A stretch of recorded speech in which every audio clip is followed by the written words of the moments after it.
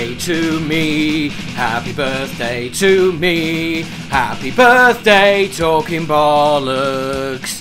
Happy birthday to me, us, them, all of you, everyone. Yes, whee! We're back. It's 2015, and yes, it is a birthday. It is 1 year ago since we put out the first podcast. Fucking hell, has it really been that long? Yes, it has. 1 year, 365 days, 52 weeks, a lot. Did I say three? Yeah, I did. 52. Basically, a lot of time has passed. We've done a lot of stuff. Not just done your regular 12 podcasts either. I have not been slacking. I've put out plenty. I hope you guys are enjoying it. So anyway, I've got to do this. It's the intro. It's what we always do. So let's do it again. My name is Howard H. Smith. I am your host of Talking Bollocks. There will be bollocks spoken in the next few hours because this, I think, my friends, is going to be another long one. They're just getting longer. There's nothing I can do about it. It's just like a fucking habit I can't control. So, if this is your first time, hello, welcome, where have you been? Go and download everything. It's lovely to have you on board. If you're a regular, you know I love you. Thank you, Bollockers. You are the best people in the world. The audience to this show is fucking legendary in the world of metal. And I mean that most sincerely, kids. Anyway, that's enough bullshit. Well, it's not actually, let's face it. There's going to be a whole, however many hours this ends up being, load of bullshit. It is genuinely nice to be back. First podcast of 2015. I mean, it feels like they're fucking weekly at the moment. I don't know about you.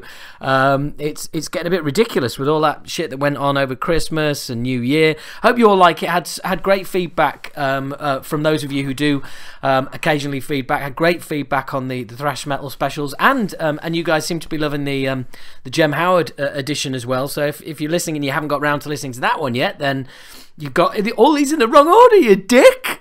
But you know, go back. It's still there. It's lovely. It's ready for you to listen to, and yeah, check it out. So here we are, 2015. How's it going, eh? How's your New Year's resolutions going? Hey, drinking less? Have you stopped smoking yet? Hey, have you stopped fucking your wife's sister and or girlfriend? Or have you stopped blowing your boyfriend's brother when he's out the room? Hey, seriously. All the best. I honestly don't know where this shit comes from. But yeah, you know, I've picked some realistic New Year's resolutions. I've decided I'm going to make sure this year I don't rob any banks or take any holidays to Uganda. And so far, I'm doing fucking brilliantly on that. Admittedly, I've never done either of those things ever before, but fuck it, hey! Anyway, look, you know, if you've got a resolution, whatever, you know, these things, you know, some people think they're bollocks, some people think they're necessary. I don't know. I don't really care, to be honest. Just go for it. Do whatever you like. So, first order of business. Unlike most shows, this is not just going to be a recap of 2014. Don't you fucking hate that around New Year where every single fucking television show does this recap of the year? And we thought we'd recap the year. And everybody always goes, and we thought we'd recap the year. We thought we'd go through the best bits. And they always do it like they always say it. These presenters always say it like it's an idea they've just come up with. It's fucking brilliant. And no one else is doing this. Which is even more infuriating because it's the 10th show in a row that's fucking done that. Well, anyway, I'm not doing that. Okay, it is basically I'm going for it. I'm going to go smash it. I'm going smashing it into it now. My top 15 of 20. Top 15. My top 5 of 2014. Now I am about. As you know, I did put a call out for you guys to get in touch. With all your top fives, and thank you very much, all of you who did. There was many of you. Really appreciate it. Thanks a lot. I just wanted to highlight one, and that was Jeff. No, it wasn't. That's who's coming on next. Fucking how cool is this? Just fucking bollocks in it. That was James M. Oliver, who one of his top 5. Was in fact I'm just going to look it up. I could have done this earlier, but you know that would have been professional. I just want to look up his top 5, and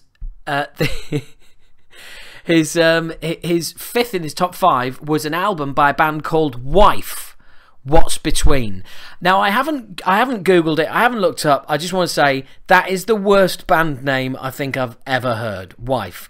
Although, frankly, Steak is also really doing it for me at the moment.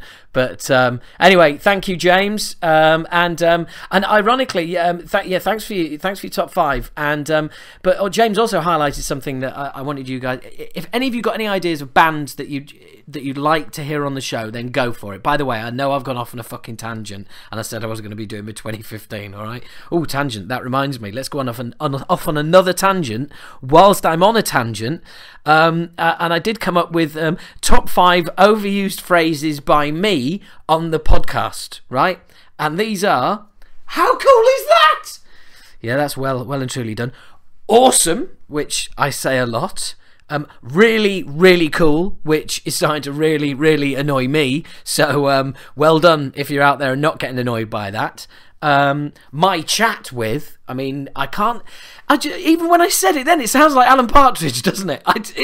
But there's something about the way I say chat. It's that, there it is. It's Partridge. I can't chat. That's all right. Is it? I don't know. Maybe it's just the word. I don't know. I'm fuck knows. Tell me, people. Tell me.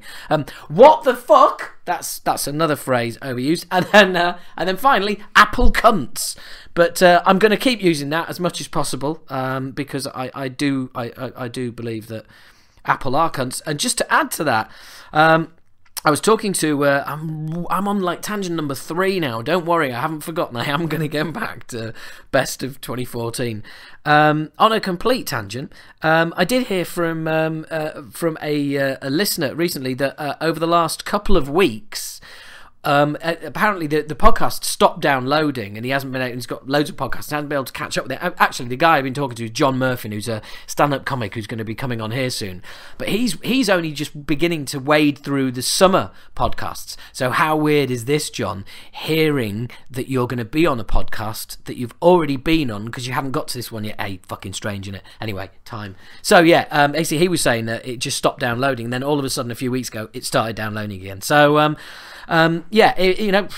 sorry, Apple are cunts. There you go. First overuse of that phrase of the year. So, going back to where I said I was going to go. Back to the first tangent, which was, if there's bands you want on, let me know. Tweet me at Talking Bollocks with a Z instead of an S, so it's Talking Bollocks. So you can tweet me on that. There's the Facebook page. There's my email at All About the Rock, Howard at allabouttherock.co.uk. All About the Rock, great website. Get down there. It's like listening to an advert, this, isn't it? Just trying to get everything in the first few minutes. You can tweet us, you can email me, Facebook. There's a YouTube channel, which is Talking Bollocks as well, so you can get on there, you can hear the shows there. So basically, spread the love and tell me any band. I can't promise I'll get any of them on, but it'd be nice to see just kind of what bands are coming on there. If you could all put, and James, I gave you a shout out, but I'm going to give you another one. If you could all be a little bit more, I don't know, creative / polite than just writing, do bring me the horizon.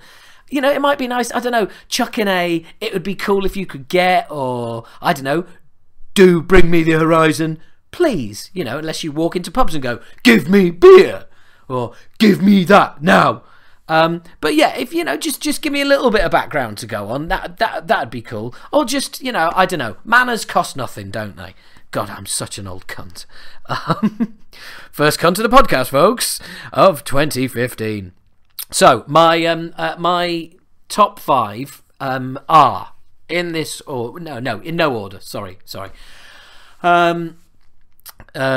Well, we'll do the major ones first, which is Machine Head, Bloodstone and Diamonds, Killer Be Killed, which is a great album, and also Slipknot, the Dead Bass Player album, the Paul Gray chapter, whatever you want to call it. That's 3. Now, I'm not going to go into much more detail with those because I am going to be talking to the listener who's going to be on the show in a few minutes, called Jeff Matthews, and they are 3 of his top 5. Now, that is not why he was on the show. I'll tell you about that later. So my top 2 that fall outside of those is, funnily enough, a band who are going to be on the podcast today, this episode, whenever you're fucking listening to it, I don't know. And that is Destrage, and the album is called Are You Kidding Me? Right, yeah, sorry, I just got completely distracted. It's called Are You Kidding Me? No. Right, that is the name of the album. Are You Kidding Me? No. So yeah, it's awesome. It's phenomenal. It is very different. It's just completely. Go out there and check it out. Seriously, are you kidding me? No. It's a great album. It's on Metal Blade. It's insane. It really is. I mean, it's like I'm not going to say like a crazier version of System of a Down, maybe a bit more metal than System of a Down, but very more chaotic than that. So, but it's awesome. I mean, it's very easy to put stuff out like that and for it to be it's novel and it's interesting, but ultimately not have any depth and you never want to go back and listen to it that much. But yeah, Destrage is kick total ass. So yes, check that out. And the other album in my top 5 is, and I don't know how it's done it, but Mastodon, Once More Around the Sun has sneaked in there. It's really taken its time, but finally it's nailed me down. I love The Hunter, the previous album, and I wasn't quite sure about this, but it has worked its way in there. So there you go. That's my top 5, and I've kind of skated over that a little bit because obviously I am going to be talking to Jeff about that in a minute. So there you go. So what else has been going on? I got Scott Ian's autobiography for Christmas, which is very cool. Also got a Dead Kennedys book for Christmas, which is very cool. I've only got about 50 pages of the Scott Ian book to read. Actually, it's really good. It's very interesting. He definitely has a certain kind of a definite way about him, and a pretty cool way of writing it. Obviously, he's not written himself; it's written with somebody else. But yeah, no, it's cool. It's definitely worth a buy. I've really enjoyed it, and I must admit, I will be. I'll put it this way: it's one of those books where I'm getting to the end of it, and I'm thinking, oh shit, it's going to end already, and that's obviously a good sign. And what? The top 20 highest grossing live acts in the States was released, and I was just flicking through it, right, and I just thought this was quite a funny coincidence that at number 16 out of 20 was in the top 20 was Motley Crue, and number 15 was Walking with Dinosaurs, and I couldn't help but think, isn't that the same fucking thing? I mean, Christ, Mick Mars looked like he was 80 back in the day. Come on. I mean, it's an absolute feat that the guy is still alive. I'm utterly amazed. I really am. But it is pretty much Walking with Dinosaurs, Motley Crue, if you think about it. What the fuck was that? Some mental dog outside. So right, okay. A couple of things I wanted to address. It seems that my comments about women frontmen in metal seem to have been, well, not misconstrued, but a lot of you have well, not a lot. Oh, fuck it, just spit it out, Howard, you fucking annoying cunt. I'm just getting a little bit of feedback that people seem to think that that I've got a problem with women, that I'm a sexist. There was a particular comment on the Facebook page a couple of weeks ago that was that highlighted this to me, and I just wanted to make it perfectly clear. I've got absolutely no problem with women in any way, shape, or form in industry, and to give you an idea of this, the management that we are, I say we, Acid Rain, the, oh, fucking hell, yeah, I forgot to do all that shit up at the top, didn't I? Yeah, do stand-up Keith Platt, used to sing an Acid Rain, oh, it's fucking too late now, isn't it? Anyway, yeah, what a cunt. That's 3 cunts 4 already, brilliant. Awesome, year's going well. Yeah. So anyway, the company we're talking to about managing us, and we're almost certainly going to go with virtually we're there. Our manager is a woman, so I really have not got a problem. Please don't put me in that bracket of. Or another way of putting it is, don't see the fact, because there's definitely something, and I'm sure you've all probably noticed this when you're having a conversation with somebody, and all of a sudden, it's called when people try and project their problems, and they project their thoughts and their beliefs and the things that they're fucked up about, and they project them onto other people. So whether or not that is other sexists taking my line about female vocalists and going, oh yeah, he's one of us, and just assuming I am, which I'm not. I don't know. But anyway, look, I've gone fucking way too deep into that, haven't I? Jesus, get a life. So anyway, look, yeah, that's it. Basically, don't extrapolate that I have got a problem with women frontmen. Women frontmen, fuck. Fucking hell. If that doesn't sum it up right, I've gone on and on and on about how I'm not a sexist. And then I go, women, I haven't got a problem with women frontmen. No, them titted blokes are all right. Oh, dearie me, my apologies. My apologies to any women listening. I wouldn't know if you are or not, because you never reply to my message to let me know if there is any female listeners. But if there is, and if you're out there, I apologise for that. Fucking hell.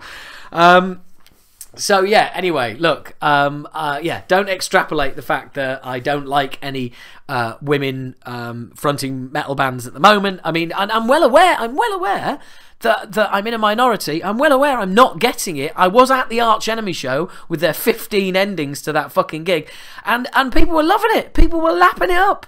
I couldn't believe it, but they were. So, you know, fair play, absolutely. You know, and I'm missing out, and I'm hoping one day soon that I am going to find that band with a female front woman that's going to, you know, make me change my opinion, but just not down at the moment. And another thing, funnily enough, God, a lot about the Facebook page and tweets and stuff like that. I've posted pictures, I've mentioned this before, I've posted pictures from gigs I've been at on the Facebook page, and all I get is abuse from you fuckers going, oh, put your phone down, fucking I hate people at fucking gigs with phones. And my favourite, get down the front in the pit. Yeah, because we're all still fucking 20, aren't we? Hey? I fucking hate those comments from people who don't do that themselves. They go, oh yeah, get down the pit. Yeah, I'll tell you what, I'll just get down the pit. I'm just going to pile down the pit. But I tell you what, if you could just stand here and hold my jacket, and the expensive recording equipment that I bought with me to record the interview with the band. Oh, and my phone. And my keys, because I'm driving, because that's the only way I could get it. Yeah, if you could just hold all that, I'll pile down into the pit and mosh like I'm 12. You fucking dick! It's, you know, hey, look what I'm saying. I'm an old cunt, all right? And then, add on top of that, I've got a fucked knee that I had operated on 2 years ago. I don't want that fucking up again. And then spending another fucking 3 months on the sofa. So, you know, forgive me if I don't pile down the front and act like I'm fucking 16 and drink 3 bottles of cider and go around annoying everybody. Fuck, sorry about that. And I'm really sorry about taking one picture when the band comes on. That's all I do, guys. I take one picture when the band comes on, and that's it. And I'll upload it, and that's it. But no, I still get fucking caned for it. Like I'm walking around videoing the whole fucking thing. I'm not, alright? I am not. And by the way, if you sat there thinking, oh, you know what? Next time he does this, I'm going to put on Facebook, oh, fucking get down the front, oh, put your phone away. Yeah, that's not funny. That's just being a dick. But, you know, I know it's going to happen. I fucking know it's going to happen. I don't know why I'm even fighting it. It is going to happen. But there you go. Anyway, look, we're coming up 20 minutes. I don't like to go. I don't ramble on too long before we get an interview on here, because I know, you know, obviously you tune in for the interviews, not for me being a dick. You can and there's lots of it. I do like to deliver in that department. So anyway, that's enough female frontmen. Let's move on to an interview. And what more perfect interview could there be than one of the bands in my top 5 of 2014 with their album who's Are You Kidding Me? No, I seem to have a problem there with their album Are You Kidding Me? No. Let's have a listen to my little catch up with Destrage. Oh, hang on, I can't go into it just yet. Just to let you know, we were supposed to do the interview the night before. It's on Skype, and we were supposed to do it the night before, but they just didn't turn up. Matteo didn't turn up, so they rearranged for the following night, and then it really did happen. So here's me and Matteo from Destrage. Hi, cool. Hello, it's Howard. That's good. Nice to meet you. Nice to meet you too. I'm glad you could make it this time. Yeah, sure. Sorry, go on. I'm sorry about yesterday. I just fucked it up. I'm sorry about it. Man, that's absolutely fine. Well, to give you I'll give you a little brief about the podcast I do and everything.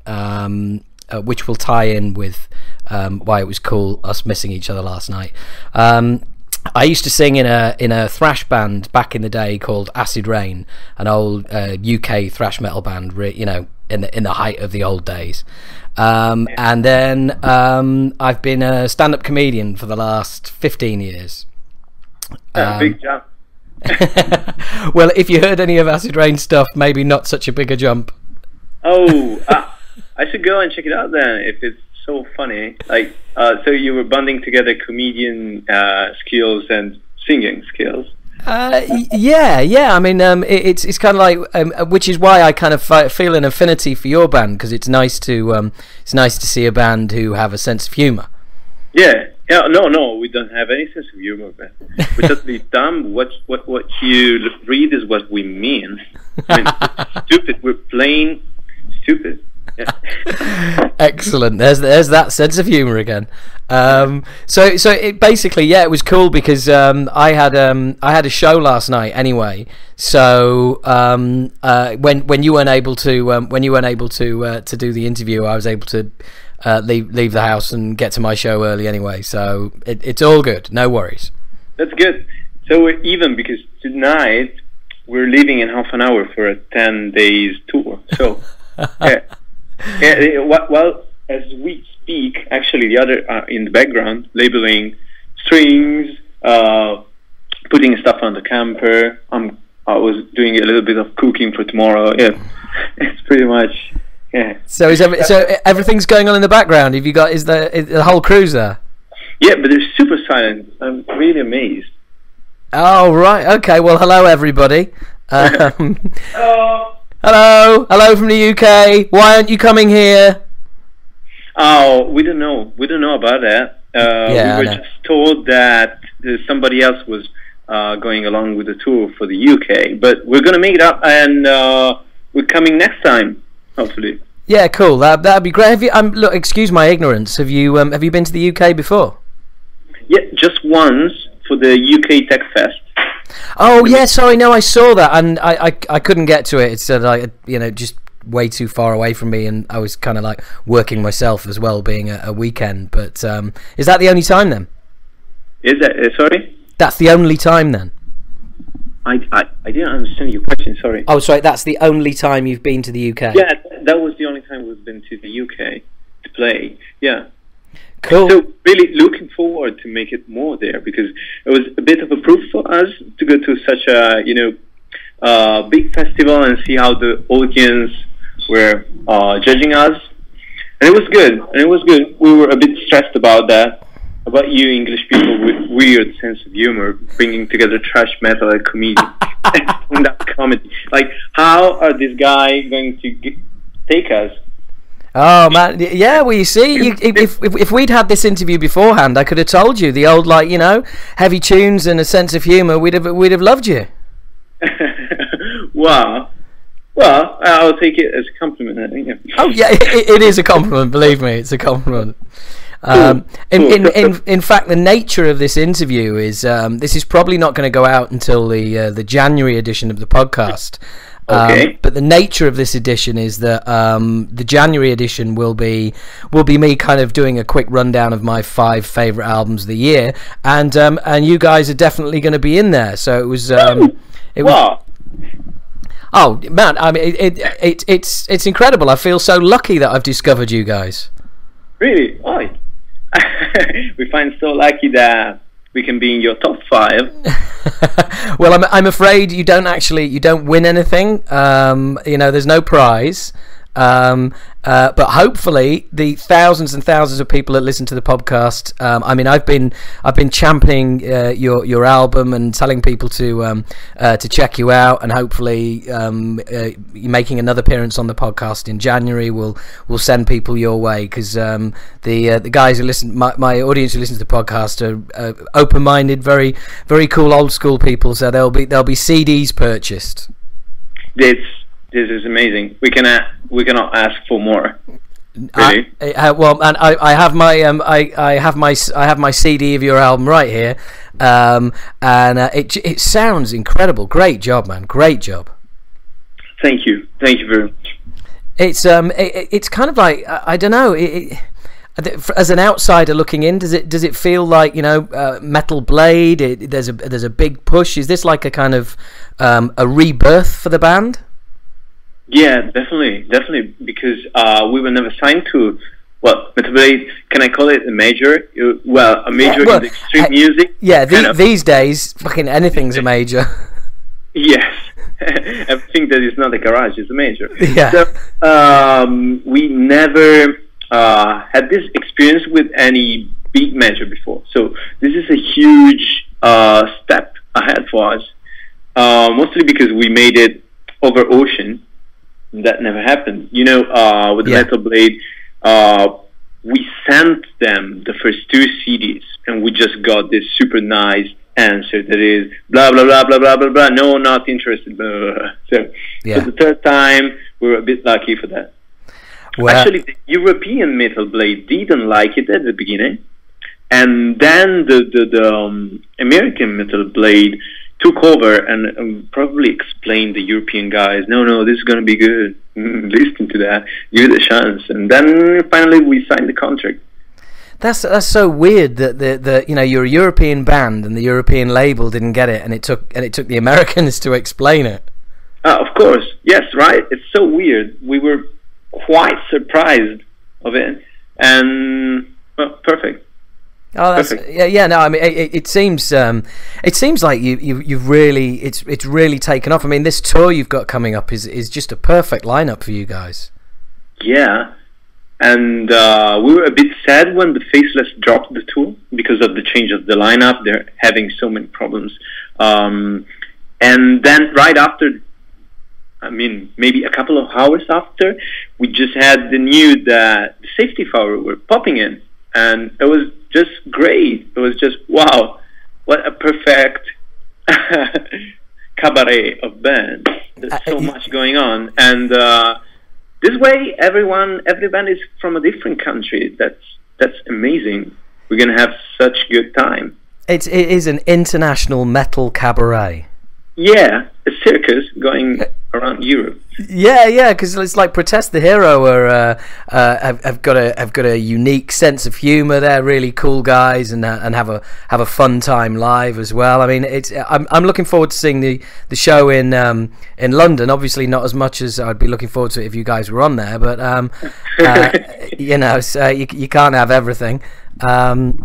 But I noticed you're crisscrossing Europe, and it's just if you couldn't have picked a better tour, really, could you? No, we couldn't. That's awesome. And talking of the Faceless and lineup problems and things, that's one thing I noticed about you guys is, you haven't had any lineup changes, and we will not have any. Hopefully, I mean, this is just the perfect, chemical going around the members. We're just bonding, and the more we go on and the more we get on the same level, even on the writing phase. At the beginning it was happening a lot that a guy was coming up with a good idea, like guitar riff or whatever, and it was a good idea indeed, but it was not fitting the direction of the band. And as we go on and on, in the present, all those different influences in writing also, they just collide and they just go naturally in the same direction. So everybody pops out with stuff that is Destrage oriented. And this really means that we're working well together, and we don't want any lineup change. Of course not. We're just like brothers. We're going around in a camper now like a big family. We're doing the cooking all together. Have you managed to fix a wood burning pizza oven to the back? No, this time, but we're working on it. Excellent. Okay, well, when you play London, yeah, you've got to come to my house and cook me some proper Italian food. Yeah, that is amazing. We will. Great. Okay, we'll film the whole thing for the podcast and for your website as well. Yeah, let's do a cooking session with podcast. Why not? Yeah. We could maybe blend the two, and we can actually create our own cooking show. Yeah, we should. Are you passionate about cooking? I am, although unfortunately, because you're English. Yeah, don't start that. You food snobs. I am. Yes, I am passionate. Big fan. Yeah. Yeah, I am passionate about fish and chips and Yorkshire pudding. Yeah. But no, I just had to swallow a jacket potato before I did the interview. So yes, I do love cooking, but I've just made a complete fucking mess of it tonight. Good.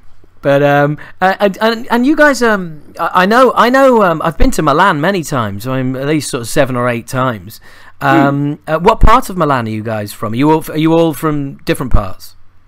We're mainly in the northern part, but half of us are not in the city of Milan. They are like we call it Interland. I don't even know if this word is international. It means in the periphery. No. Oh. Yeah. No, that's good. Hinterland. Hinterland. Yeah. Yeah. That's a word. Yeah, definitely. Oh, cool. We just have the same without H, but Italians cannot pronounce H. I know, because that used to be my name. That was my name in the band, just H. Award. Yeah, exactly. I used like go play in France, and they'd be like Awad, and I was like, Howard. Yeah, no, Howard and Awad. It's like, oh, fucking forget it. We don't have the muscles for that. No, you just got the muscles for slinging pizza and making pasta. Yeah, that's it, definitely. Yeah. Are you guys? So, have any of you? Are you guys AC and Inter, or don't care? I don't. I'm not sure I know those. I mean the football teams: Calcio, AC, Inter. Oh, yeah. We're basically not into that as a band, but 2 members, which are Paul, the singer, and Fede, the drummer, they're really into that. They're annoyingly into AC Milan, which I hate because of the president of the fucking team. Oh, Silvio fucking Berlusconi. Yeah. And of course, and they have this inner collapse because they hate the guy politically, but still they have to respect it somehow to be the president of their favorite team, the heart team, the team that they have been supporting since they were children. So, and it's really annoying for me because it's like, okay, we're going to do rehearsing that night. No. Okay, so we're going to drink Chupito the other nights and have shots. No, because Milan is playing. What? Seriously? We're skipping on important stuff because the band, the fucking team is playing, yeah. Well, you see, but football's important as well. Funnily enough, I support a team called Leeds United, and we've just been bought by a guy called Massimo Cellino. Yeah. I don't know if you know him. He's some Italian multi-millionaire. He made his money in corn. Strange. Yeah. And he's fucking crazy. It's like we're owned by a character from The Godfather. It is fucking insane. He bought the club and didn't do the financial due diligence and found out that we've got like shit tons of debt and it's way worse than he thought. And he's just like, oh well, never mind. And it's just, insane, absolutely insane. But anyway, look, I don't want to bore you with football because you're obviously not a fan. No, I'm not. but it's fun. I mean, the story around it, like the policy, the romance around it. Of course, it's interesting, like everything. It's interesting for me. I've been to quite a few games, and the difference between Italian fans and English fans is when the referee makes a bad decision, English fans stand up and shout, and if you look round an Italian stadium when the referee makes a bad decision, it's just all arms. Oh, it's just like arms flying around everywhere. As people are making gestures, and it's bizarre. It's so different. Yeah, I never noticed. I've been to London to see just one game, and you will say how fucking lucky you are. And it was the final of Champions League, but I was there because I was filming. So I had this filming job, and I was just there, and the company I was working for just gave me this free ticket that was worth more than £400. Yeah. And I was fucking there in the fucking 15th line, and I couldn't care less. I was so tempted. It was full around the Wembley. It was full of course, German drunk people who just went there with all the friends, even without having a ticket because they were sold out. So they were desperately searching for somebody, and they were offering me crazy money, like £800, something like that. I was so tempted to sell the fucking ticket, but then I would have lost the job. It's really good for a client that gives you the ticket and then you're just selling it out at the first occasion and go for booze at the pub. But having said that, I mean, if you were walking around Wembley, wow, what a lovely place that is. Well, it was full of pubs, and they divided the two teams into but of course it's not really nice around there. Okay. No, it's what is traditionally known as a shithole.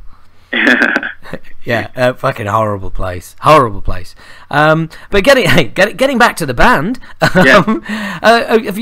Have you guys been touring the States? Not yet, and of course we definitely want it. It's just about when. We don't know when yet, but we will, definitely. Yeah, because you did quite a few. Did you do a lot of festivals this year? I've been keeping an eye out. Or is this going to be now like your busiest time? I think now it's going to be pretty busy, and we're already planning stuff for the future. I cannot say now, I cannot talk now about that, unfortunately, because they're not 100% booked and announced, but we're going to be busy.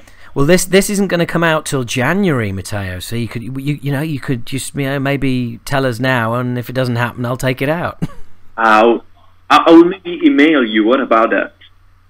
No, that'd be great. Because the Paolo, the singer that we call the president, would kill me.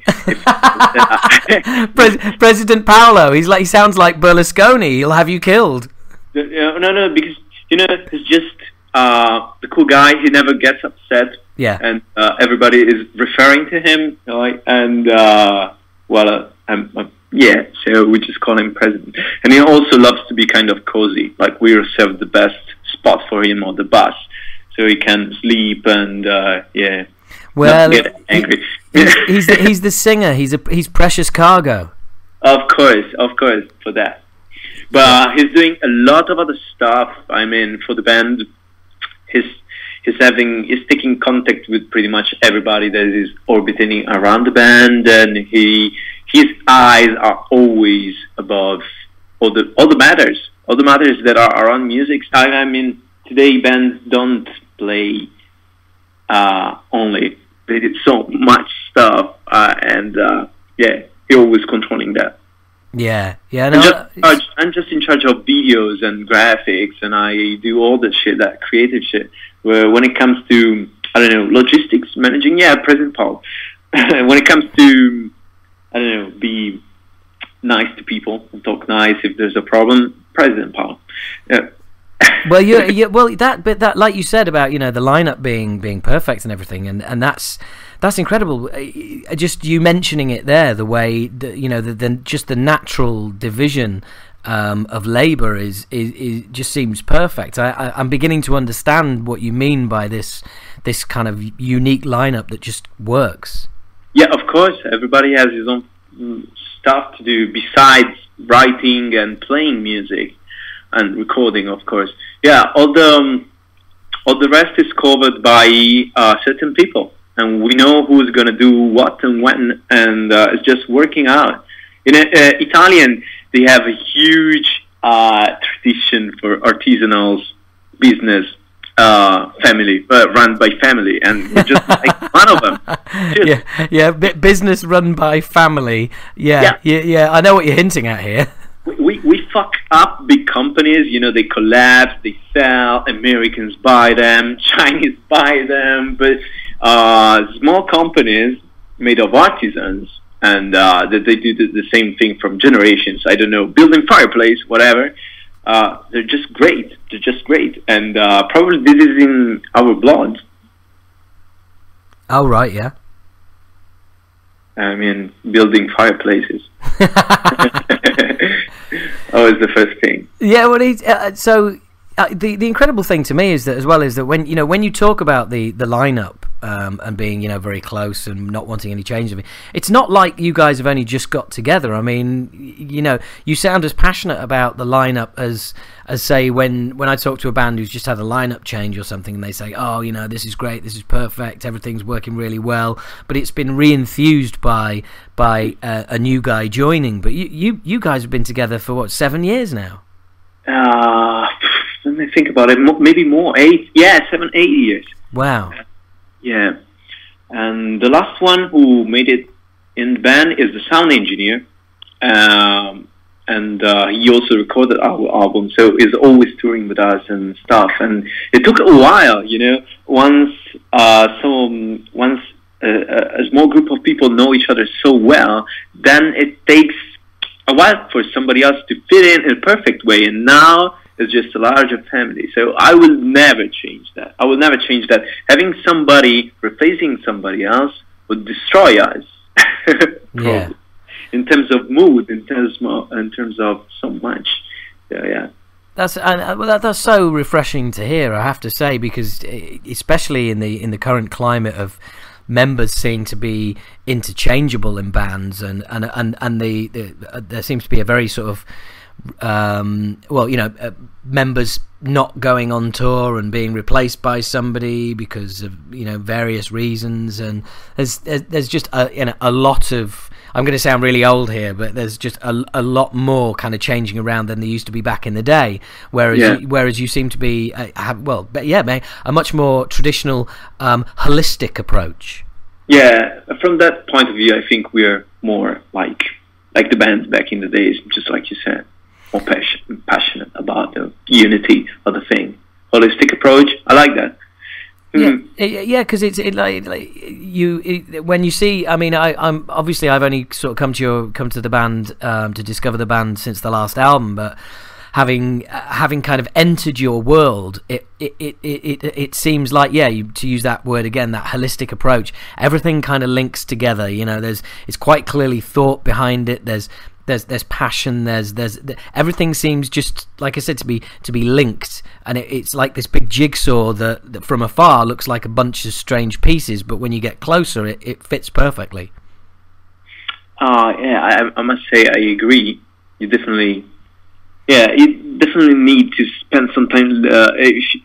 I mean, our CD also is not the easiest to listen, but after a couple of listening, then you find the glue that bring the pieces together. Yeah, and it happens in a unique way, and everybody experiences it differently. Like, you know, some people will you know, get into one song first and go like, well, you know, it's quite hard work to listen to, but those two songs, you know, I like those straight away, and then a few more listens, it's 2 more songs, and the more you listen to it, before you know it, oh wow, it turns out I like the whole album. Oh, yeah, that's good. So you've been switching the favorite song further in the listening.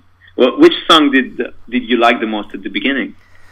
I think well, funnily enough, I was listening to the album just before we did the interview. I was listening to it, and My Green Neighbor was what I kind of first caught onto.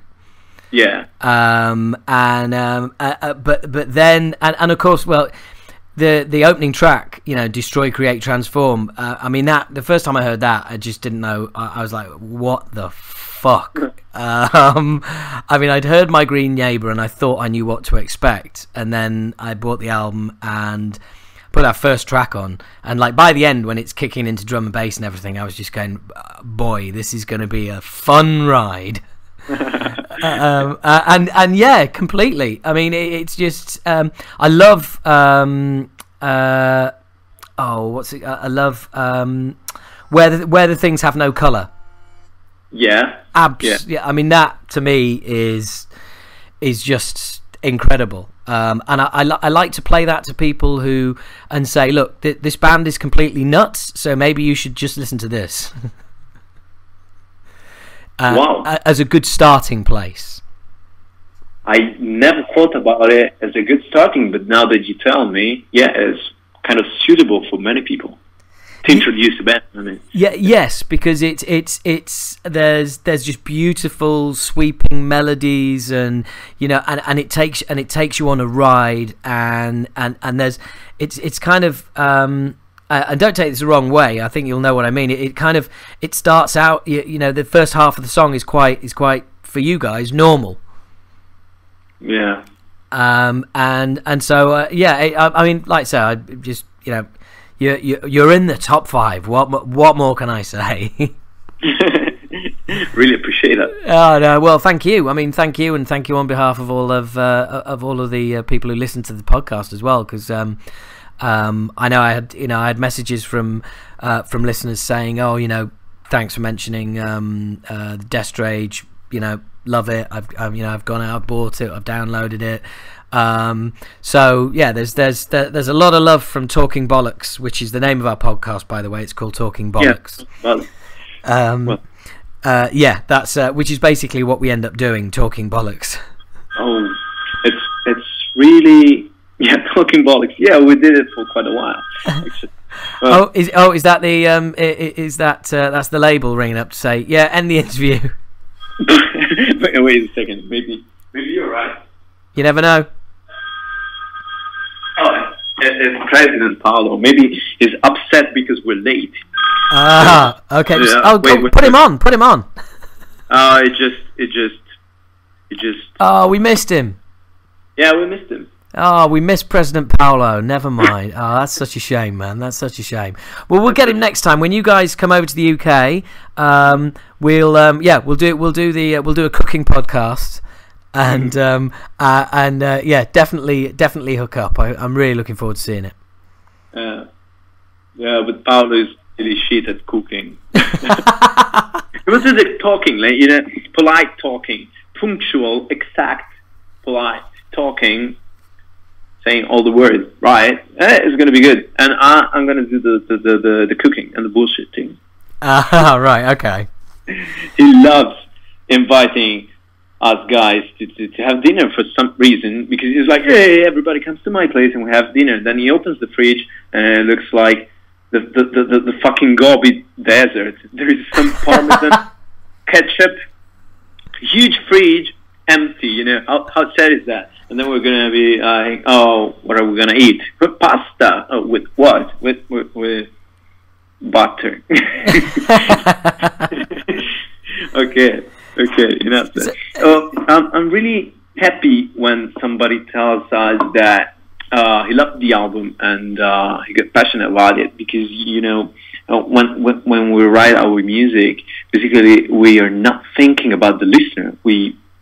It's very egoistic. It's very egoistic from a point of view, but I think it's also very artistic. Like, we make it for ourselves, and it doesn't leave our fingers or our rehearsing room until we are totally satisfied with it. And then, if somebody else likes it, we're really surprised. Like, we're really amazing. We're like, oh, so this thing is as good for you as it is for us. Yeah. And then probably, and just like you said, everybody likes it for a different reason. And it's so interesting for us to gather those opinions, because most of them are insights that we never thought about. Everybody gives it his own reading. And about that, I think we're really happy and glad.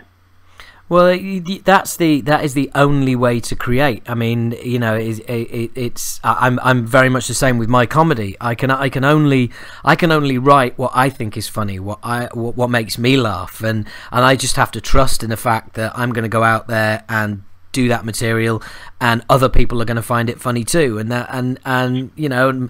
Sometimes they do, and sometimes they don't. But you know, you work on stuff. But that's the only way you can create. You have to create for yourself. Otherwise, the minute you start trying to create for other people is when it turns to shit.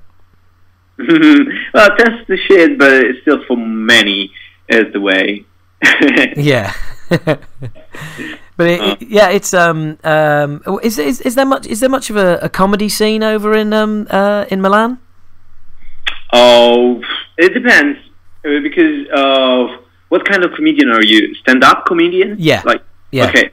No, it's not popular. It's not popular for. I mean, we have huge formats like TV formats, but that's very broad. I don't like that humor. No. So, I've seen Italian TV comedy. No, but man, that's shit. I mean, but we have some. You know, smart people doing super nonsense humor on YouTube for their own, but they just stay there. Or it's not really huge. And also, I don't know what in cinema is called the Italian comedy. I don't know. I'm much more into. I would say British humor, or just I don't know. Oh, cool! I'm glad to hear it. Yeah, I love that. Cool. Well, I'll send you guys some links to my stuff as well. You should because we're gonna like it. Yeah. Yeah. Well, I guaranteed you won't like it as much as I like your album, but you know, even if you just laugh once, that'll be enough. We don't know that. I think we're gonna laugh a lot. We'll see.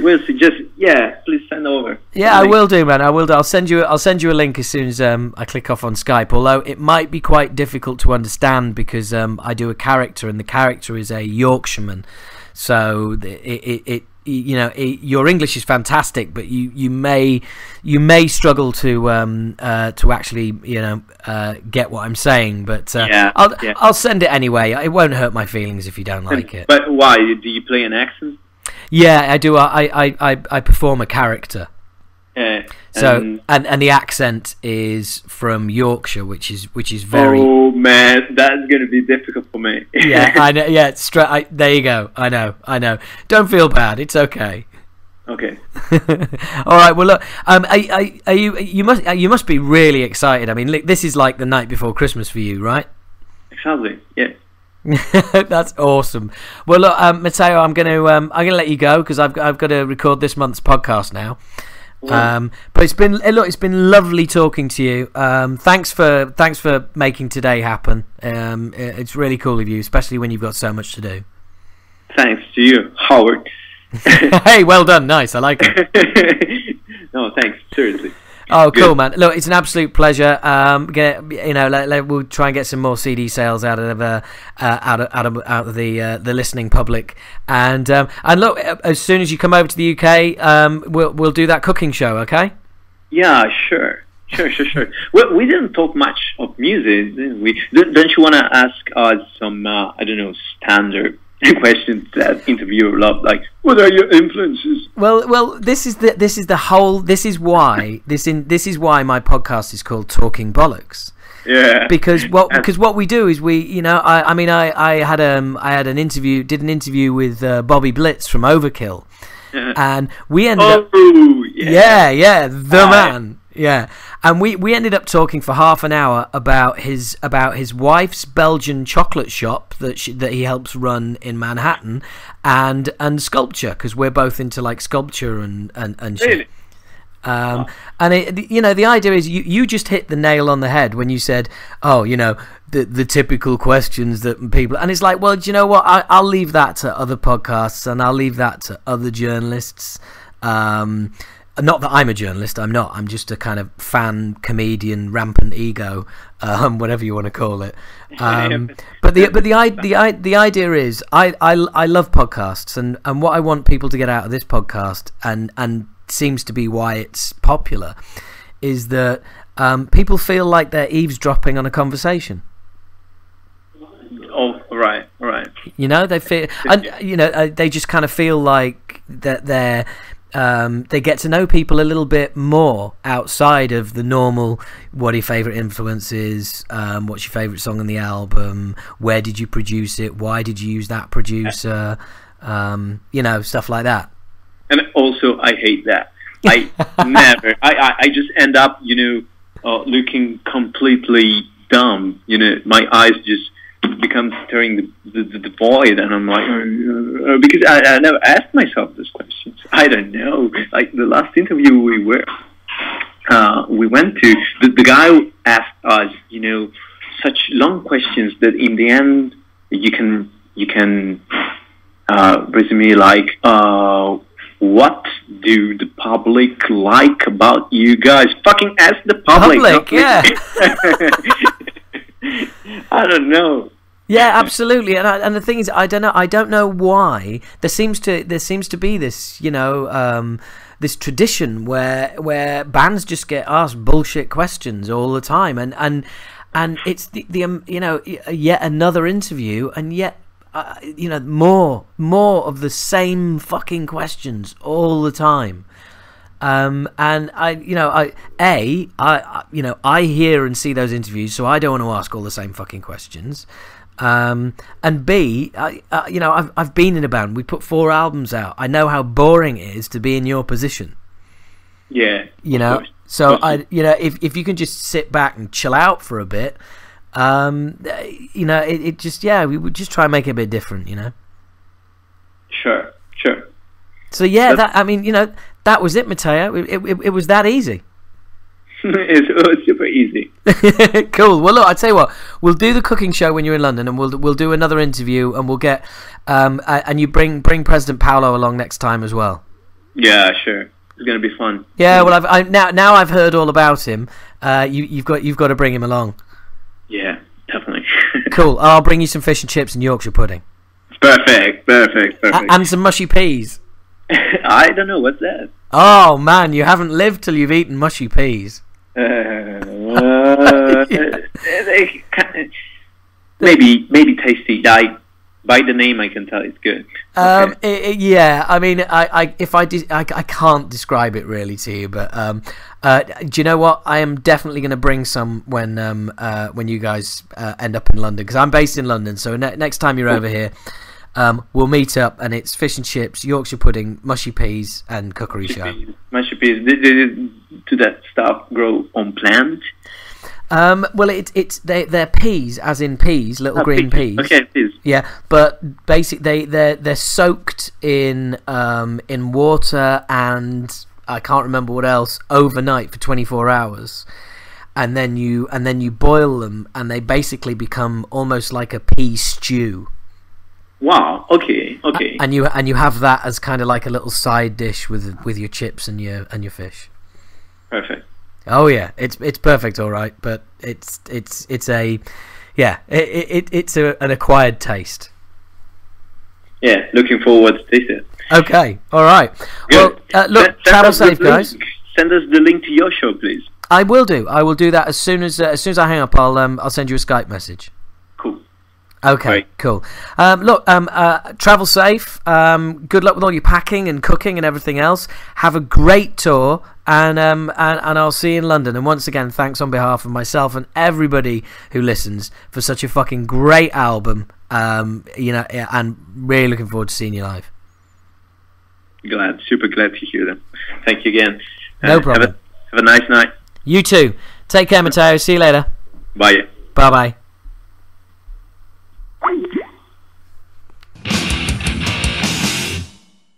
So there you have it. There was my wonderful wonderful interview with Matteo there. If you ever, there's a Yorkshireman trying to explain mushy peas to an Italian, really taking it to them on the cooking front there. You know, I was going to represent for the UK. Yeah, come on, bitches.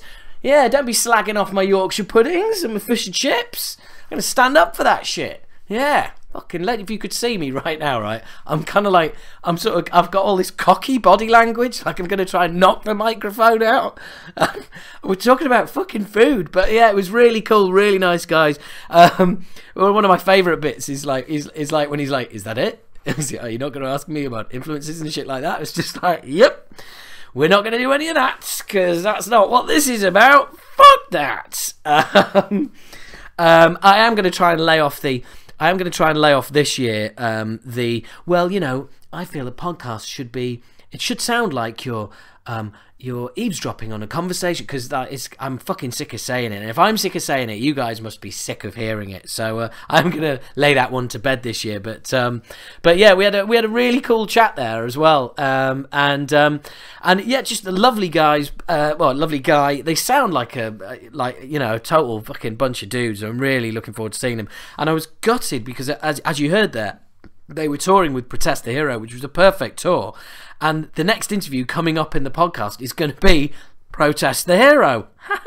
and Matteo gets a mention in that, because I mentioned to Rody of Protest the Hero about my chat with Matteo, and so it's kind of weird that they went on tour together. They didn't tour the UK together, but they're on a UK podcast together about the tour that they didn't do in the UK. Brilliant. Hey, that's how we like to roll.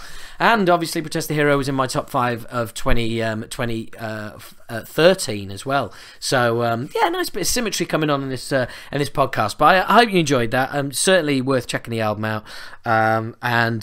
So please do. Please do.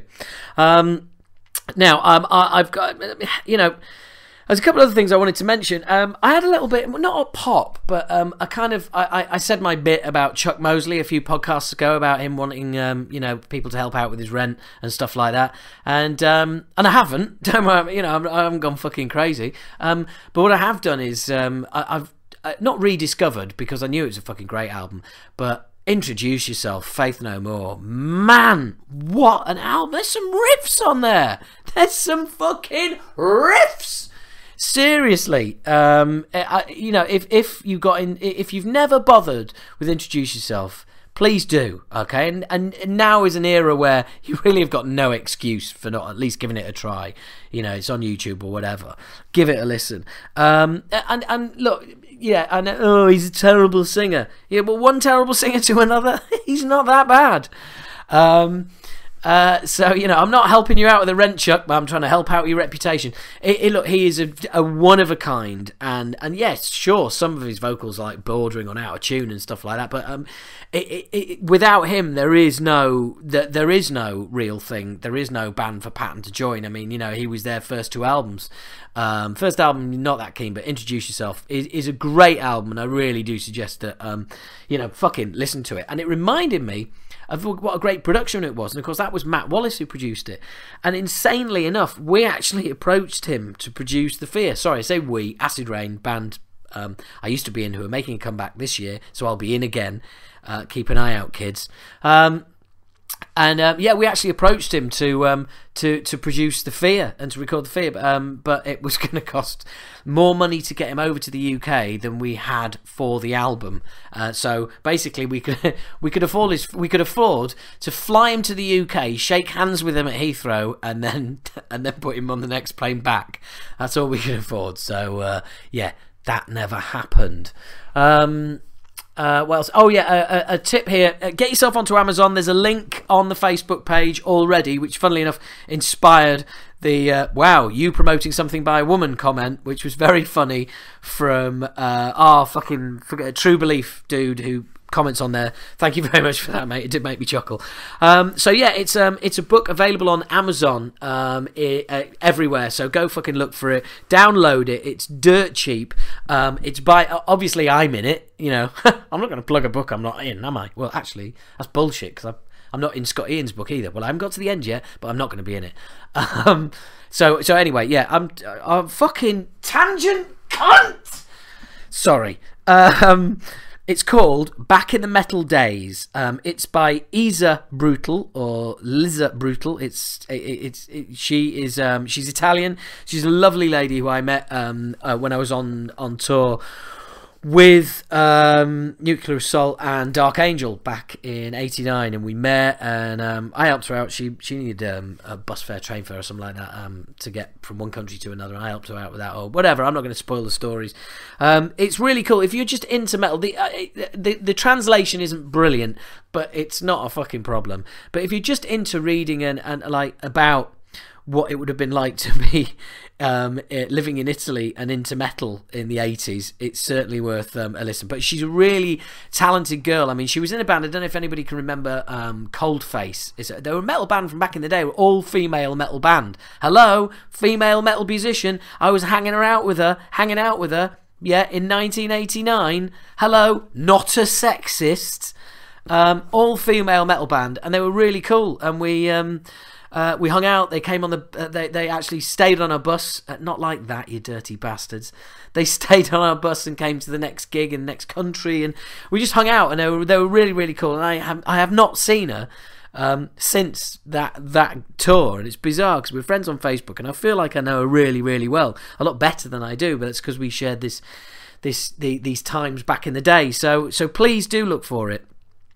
It's Isa or Liza, I think it's LSA Brutal.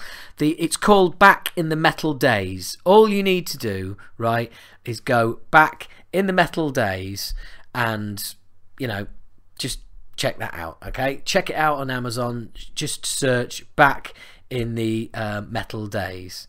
And you know what? What's really weird?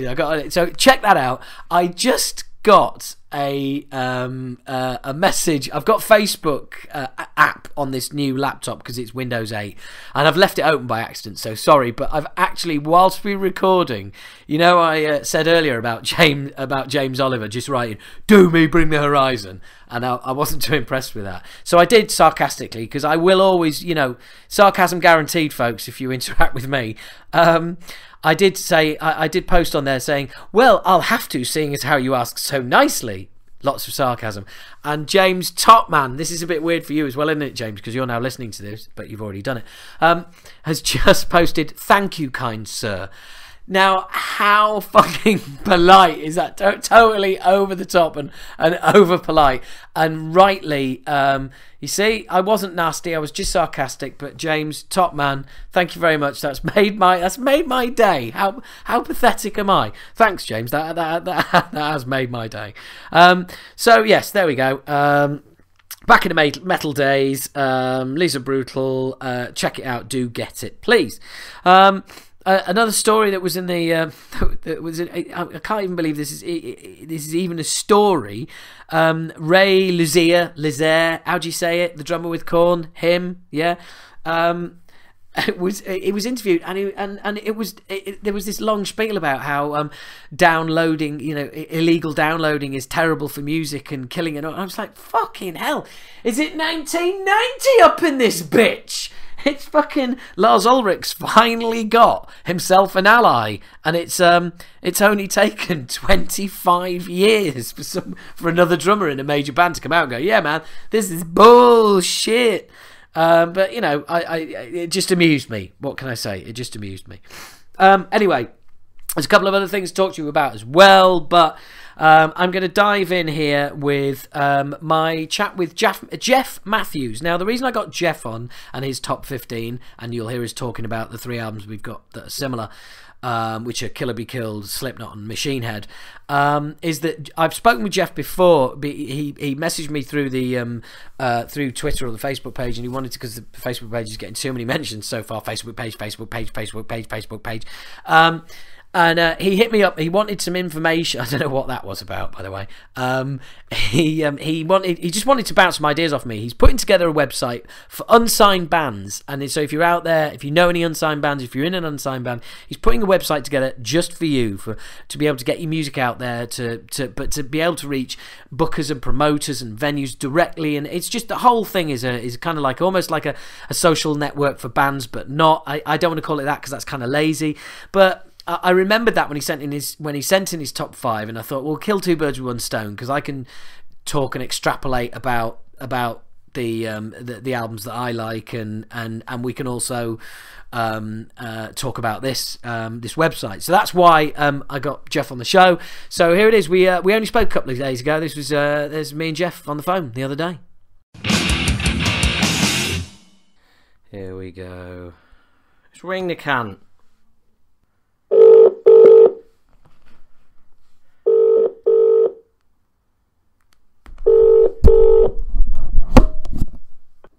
Hello?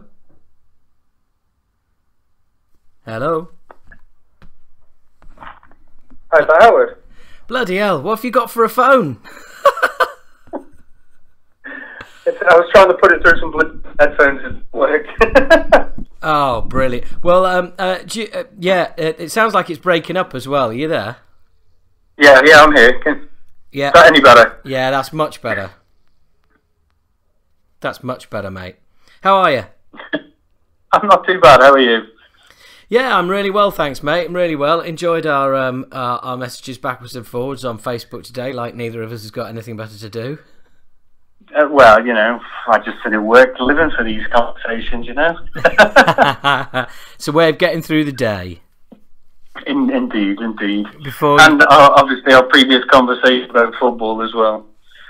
Yes, yeah. Let's not go into that. For you listeners out there, Jeff is a Newcastle fan, so or as it's other known, a member of the Toon Army. It's off. Hey. We all have our crosses to bear, Yes, and unfortunately, yours is a black and white one. Could always support Leeds, I suppose. Well, yeah, only the best people do, mate. Only the best people do. God, how old am I? How old am I? 10. Oh, the best people support Leeds. Honestly, right. So anyway, look, let's move on to top fives, because we don't want to keep people hanging around. Right. Now, yours is. I will have already explained on the podcast why I picked yours and why we're talking, but and I'll probably have made loads of apologies for our top 5 looking really similar.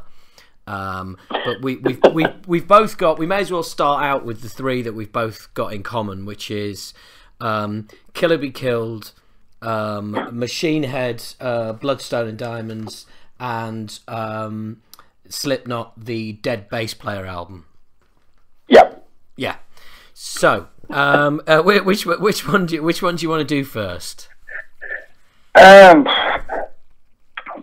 mind. I mean, go with Slipknot first of all. Go for the nice, easy one. Yeah.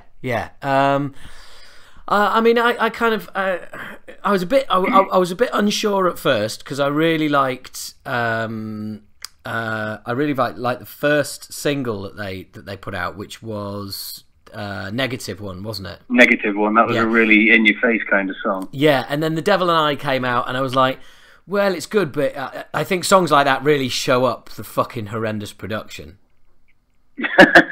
I mean, AOV is as fucking heavy and mental as anything they've ever done. It's one of the things as I was listening back, because like I say, I pained over these top 5, and like I say, I whittled it down by metal, and AOV was one of the songs I actually put down as that's one that blows your head off kind of song. Yeah. It's like Custer on there as well. That's another song that I love. It's absolutely typical yeah. kind.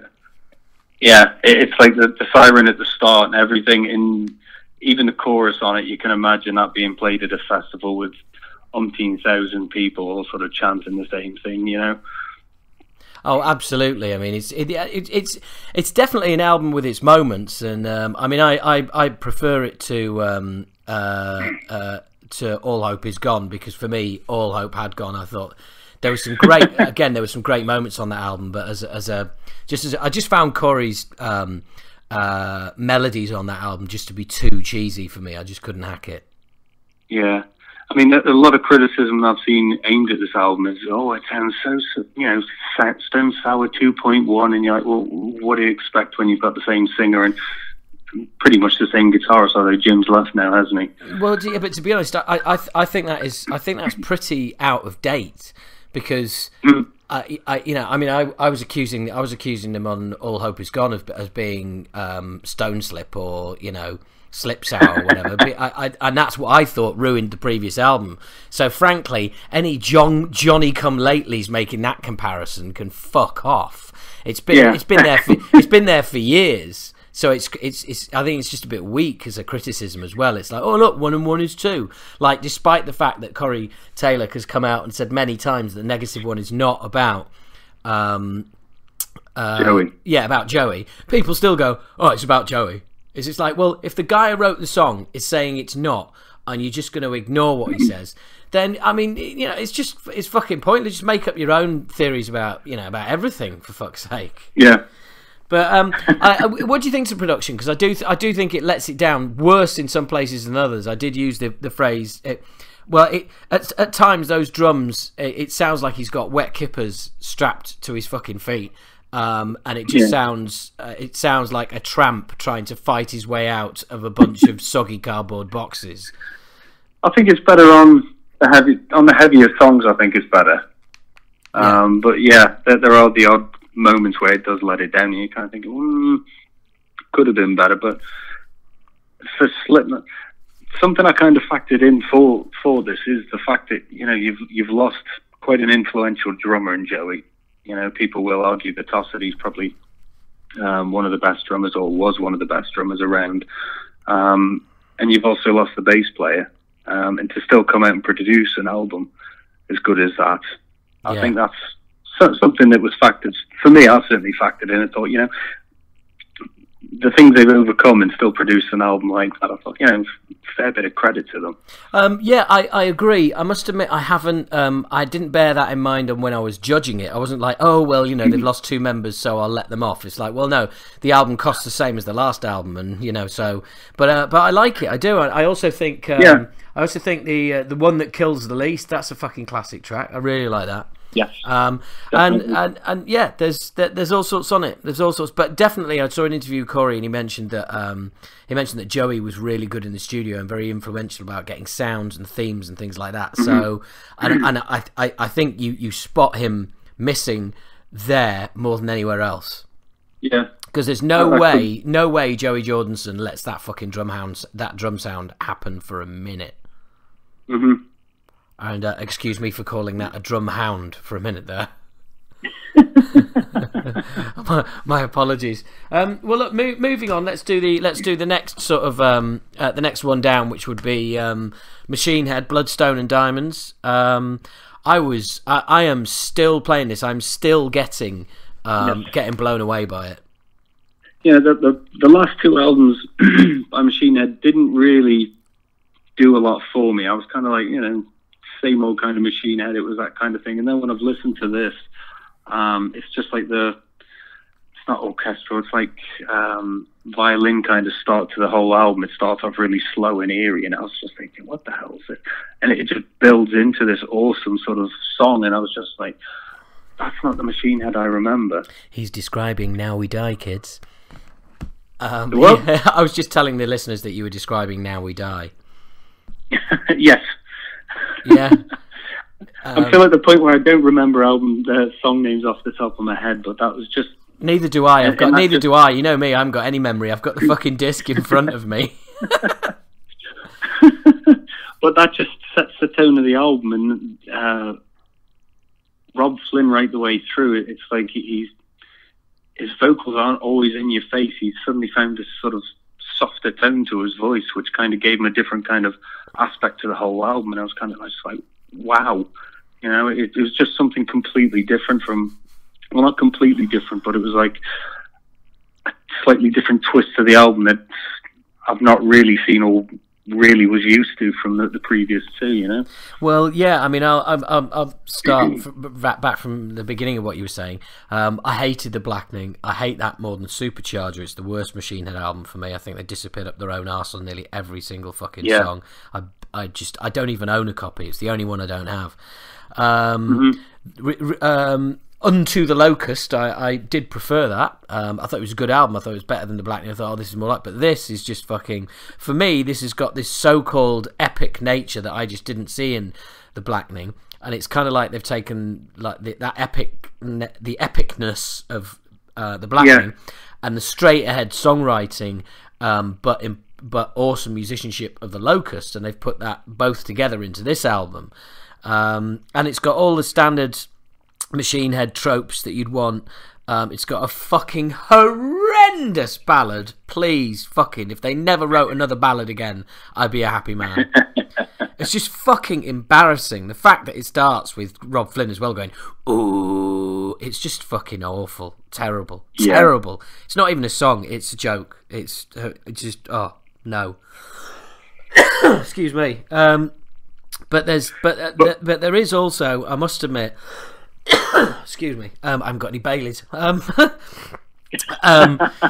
There is also the Machine Head tradition. I'm gonna have to get a drink here. Sorry.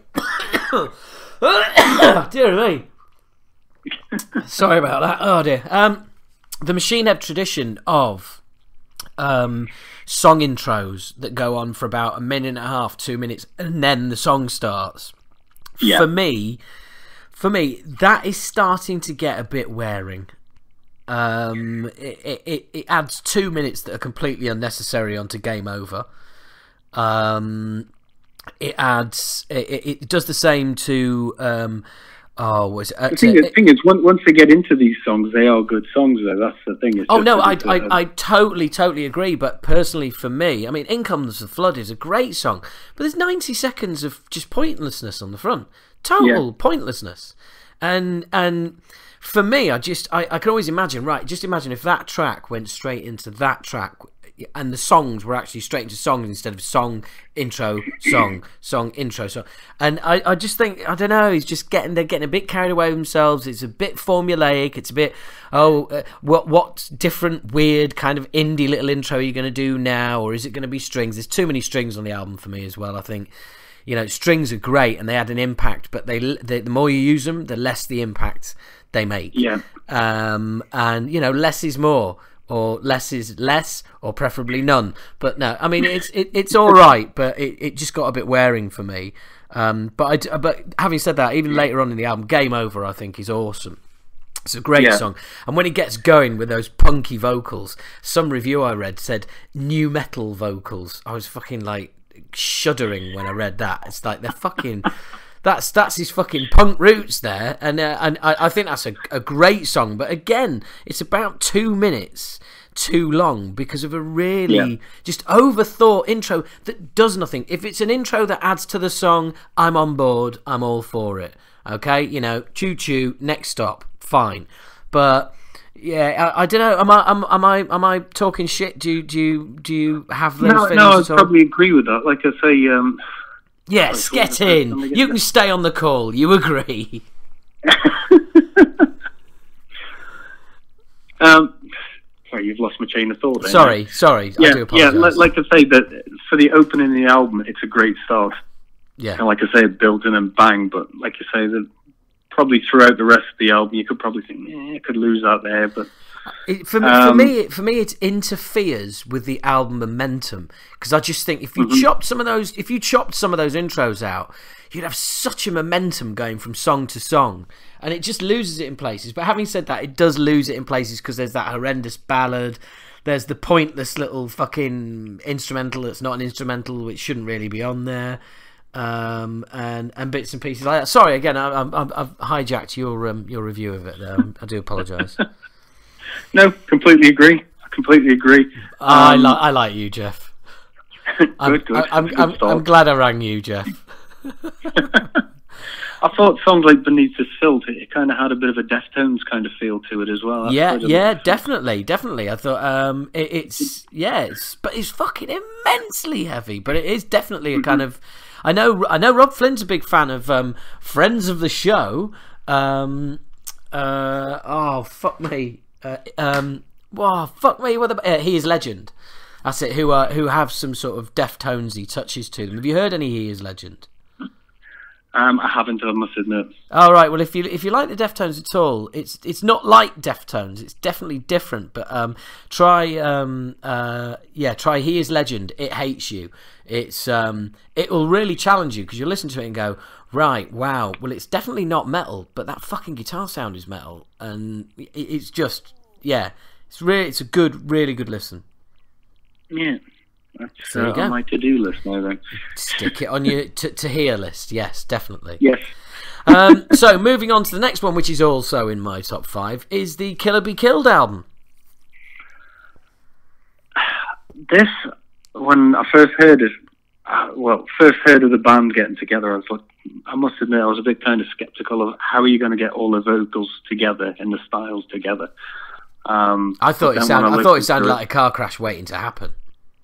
Yeah, but when you actually listen to it, you're kind of like, my God, that works. It's exactly what I was looking for, is a band doing something different. Yeah, and that's exactly what this is. And I tend to lean towards the song where Max does more of the singing. But is it Troy, the bass player on it? Yeah, Troy Sanders from Mastodon. Yes. I like his vocals as well. I thought they worked really well, and it's just an awesome album from start to finish. I just really liked it because it was something so different, just because the blend of those different styles all coming together in one place. Yeah, absolutely. I mean, I've got to be surprised. I'm sorry, I've got to be honest. It surprised me because it's just hung in there on my kind of listening rotor, and I keep coming back to it and going, do you know what? I like this more than I'm letting I'm liking this more than I realised. Do you know what I mean? More than I'm letting myself like it. And once I actually realised, didn't want to. Yeah, I know. It's like almost when I let myself realise that I liked it as much as I did, I was like, wow, yeah, this is going to have to be in the top 5 because it's just everything in the top 5 is stuff that I keep going back to, that I'll be that's in your head and you go, I've got to play that, and it's just stuff that keeps going, that stays with you and you keep coming back to it, and that is one of these things, definitely. I mean, when I first heard Wings of Feather and Wax, when it first kind of kicked in, I was kind of like, okay, and then the vocals, and I thought, it hit the chorus, and I thought, that almost sounds a bit kind of lightweight, and then it suddenly flips over to Max, and I was just like, oh. And then it kind of went back again. Yeah. It kind of flicked between the three, and that's when that kind of hooked us in. Because at first I thought, this is a bit of a lightweight project for Max to to start with. But then, like I say, as soon as Max kicked in, loved IED on this one with Max. Max does a lot of the singing on that one. Yeah, that's superb. I love Snakes of Jehovah as well. It's got one of the best Sepultura riffs Sepultura have never used on the front. When it comes in, that dun, dun, dun, dun, dun, dun, dun, it's just fucking immense. But did you hear what Eagle thought to it when I had a chat with him? I've listened to it and I can't remember what he said now. Yeah, he said he was quite surprised. It was it was kind of lighter, more sort of a bit more mainstream than he was expecting. Yeah. I mean, that's one good thing I would say about Max Cavalera, is the fact that he's not scared to try different sort of styles and that. I loved like his nail bomb stuff. I wish they'd do some more stuff. And he's not scared to sort of try something different, even if it's still heavy, Yeah, well, and also the thing is, they say about any performer in any genre, whether it's an actor, whether it's a comedian, whether it's a musician, whoever it is, they always say, look at the body of work. It's not just don't look at the highs and don't look at the lows. Look at the body of work. And fucking hell, Soulfly are back in the studio. Yes. I mean, I swear that last album only came out about a year ago. They're back in the studio again. It's phenomenal, the volume of work he's putting out. Anyway, moving on here, because we want to get I want to get to the main, one of the main reasons for speaking to you. What's next on your top 5? You've got a choice between Exodus or Cavalera Conspiracy. Ah, right, yeah, okay. Well, let's go straight to Cavalera Conspiracy, because that is an album which, sadly, I have not been able to get into purely because of the fucking horrendous production. It's more it's just a brutal album that I like. Production aside, I liked it. I've always liked the Cavalera Conspiracy stuff, just for the sheer heaviness of it. Yeah. I listen to it through different devices. Sometimes I listen through it through a TV, sometimes through headphones. So the production sound does vary for me sometimes. Right. So that's not something that I've particularly picked up too much on this. But have you got the CD of it? I've not yet, no. Right, okay, because I know I've only heard MP3 and I've heard some albums. You hear the MP3 and you go, oh, fucking hell, and then you get a CD and it's just such a massive improvement. And yeah. I heard enough of it to think, you know, I'd like to try and listen to more of this. Thing is, I put myself in. If I was listening to it live, this is the kind of thing I could imagine myself jumping around to it as a complete lunatic, which is always one of the factors when I listen to music, is how would I react to it if I saw it live. And it's the kind of thing where I could imagine myself in the pit too. And if it was something where I thought, it's a bit same old, but I just love the sheer brutalness of it. It's a great album for that. Yeah. No, well, fair enough. I will give it more study on your recommendation. And finally, to complete your list, you metal motherfucker, you've got Exodus. Exodus, Blood In, Blood Out. Blood In, Blood Out, as Steve kept reminding us during that interview. Because Exodus got a new album, Blood In, Blood Out. Yeah, it's coming straight at you. We got a new album coming out, Blood In, Blood Out. He's dead funny. Blood Out. Yeah. Yeah, I'm back in the band. Got a new album, Blood In, Blood Out. Chuck Billy, man, Blood In, Blood Out. No, he's cool. He's cool with Steve. He's not changed a bit. Well, it's his vocals on there. It's made it that factor for me, because the last two albums, Exhibit A, Exhibit B. Do you know what? Sorry to interrupt, but you know what you've just realised there?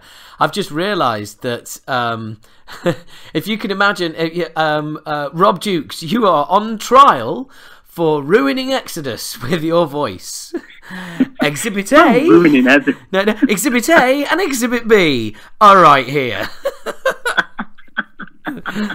You are guilty. Get Zet back. Your vocals here, and here. Yeah, no. Yeah. He didn't do a bad job. Don't get me wrong. He kept him alive for a decade. He kept him. I mean, basically, you're talking about the Blaze Bailey of thrash here. Don't get me wrong. I mean, they were decent enough albums, but Sousa's voice on there just ticked the boxes for me, and it just made the album. Called me an old romantic, but it was kind of an old romantic.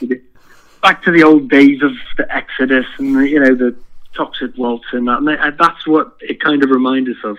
Okay, cool. I don't want. I'll let you have that. I don't want to be living in the past. But it was a good album. If a band is going to start touring again, they should be putting music out. Nothing grinds my gears more than these pricks that sort of get back together just to play their music and not put a new album out. Whoa, easy. No. You're talking to a prick here who's getting his band back together, you bastard. I tell you what, we're going to be playing the old shit because that's all anyone wants to fucking hear. You said you were writing new stuff. Exclusive. There are 4 new songs written, but they're a fucking lifetime away from anyone hearing them. Well, maybe not a lifetime, but definitely. See, that was a nice segue into your own promotion there. Yeah, my apologies. As usual, whatever the conversation is, I hijack it for my own ends. Well, it's my podcast. Get your fucking own. All right, well, look, let's knock that on the head with Exodus. Thank you very much for your top 5. But the real reason I wanted to get you on is obviously because we've spoken before. And why don't you just tell everybody what it is that you're putting together? I'll have done a little trailer. I'll have said there's a reason to get you on, and I'll explain a little bit about the website that you're putting together. But why don't you do a much better job of it than I have? Right. Basically, I got in touch with you back in September last year, really just to sort of pick your brains over something that I've been working on for be about 3 or 4 years. He did pick my brains, ladies and gentlemen, and there are now none left. I'm not even going to go there. Yeah, don't. Look, I'll shut up and let you talk. And it's basically, I'm putting together a website to help musicians try and promote themselves. Now, before people start saying there's already ones out there that do this, do that. Like I say, I've spent about 3 or 4 years looking at this. I've tried to make a site that's unique and a bit more geared to make it more of a community rather than just another site just to slap your music up and hope for the best kind of thing. In the sense that you'll have a section for musicians to create personalized pages, banners, pictures. You'll be able to host your music, your videos, sell your merchandise through there. On the other side, I'm trying to create a message board kind of format. I haven't fully worked that one out yet. And then there'll also be a section for live venues as well. So it's kind of making the triangle to sort of, you need one of the 3 to sort of succeed, so to speak. And the idea is, the musicians are going to be able to sort of promote themselves. You'll have people coming to the site to talk about music, but also be able to talk to the musicians, vice versa, be able to get in touch with live venues. If they're playing a live venue, it'll link into their page. So it's just creating a place for traffic and for people to basically come and meet and just talk about music and just enjoy music and try and find new things. Also looking to add a page to it for podcasts as well. So, I can think of somebody who'll probably want to list their podcast there. Yeah. So it's because a bone of contention for me is trying to find good podcasts. If you're going out and searching for them, well, if you've got someone sort of saying, right, well, here's a podcast about rock, here's one about pop or whatever, you can filter it by the genre and you'll be able to find sort of suggested podcasts as well. So it's just trying to make things a lot easier. And as I say, it's trying to make it a community site just so everybody has a certain level of input to it as well. Okay, well, and now a typical sort of question that maybe is going through the heads of people listening, but who knows, it's going through my head, which is, so what's in it for you then? What's in it for me? I've always had for music. I've always wanted to. Sorry, just cut it. You just cut out there a minute. I presume you said a love of music. Yeah, I love music, and I've got to a point in my life where this is an idea I've had for some time, and I thought, I had to go for it now or never go, wonder about it for the rest of my life. So I thought, right, I'm going to go for it. I'll be perfectly honest, when the site goes live, there will be no costs to it. But eventually, once we get numbers up, I'll obviously look to try and get advertising on the site. Not on band pages if I can help it, just on the main site to sort of help the site stay self-sufficient. But there may be charging enforced eventually at one point. But again, those costs will be kept very low because you can pay to go and create your own page standalone somewhere for a tenner. You could probably be able to do the same sort of thing on this website. Again, trying to keep the costs low. It's not about sort of ripping people off or making profits. I want to be as clear as possible with people.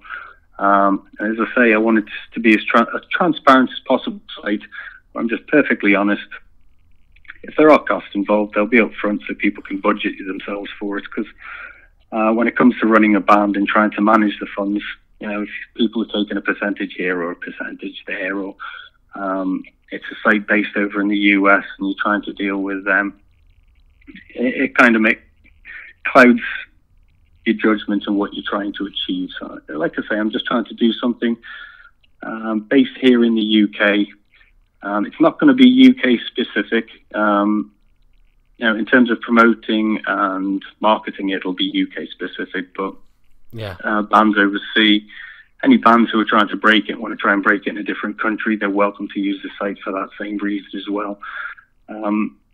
Like I say, I'm open for people to get in touch with me about it. Once the site's up and running, again, I'm always open for people to make suggestions on how to develop the site even further, because, my vision might not be necessarily what everybody wants, but like I say, it's an open door, and if it's something that I think can benefit everybody else, then I would be open to suggestions. Awesome, right. Well, there you go. There's a call to arms for anybody listening who wants to get involved or got any ideas. Jeff, how can people get hold of you? I've set up an email address specific for this. I haven't got a name specific. I've just about nailed it down, but I'm keeping it to myself because I haven't got the domains reserved yet. So my email address for this is Music Inc. So Music INC UK @gmail.com. Okay. So I would have made it a shorter email address, but Gmail wouldn't allow me to make it any smaller. So I've had to tag UK on the end there. Right. So it's say that again. Sorry. Music Inc. UK. So it's Music INC UK @gmail.com. Lovely. Okay. Fine. Cool.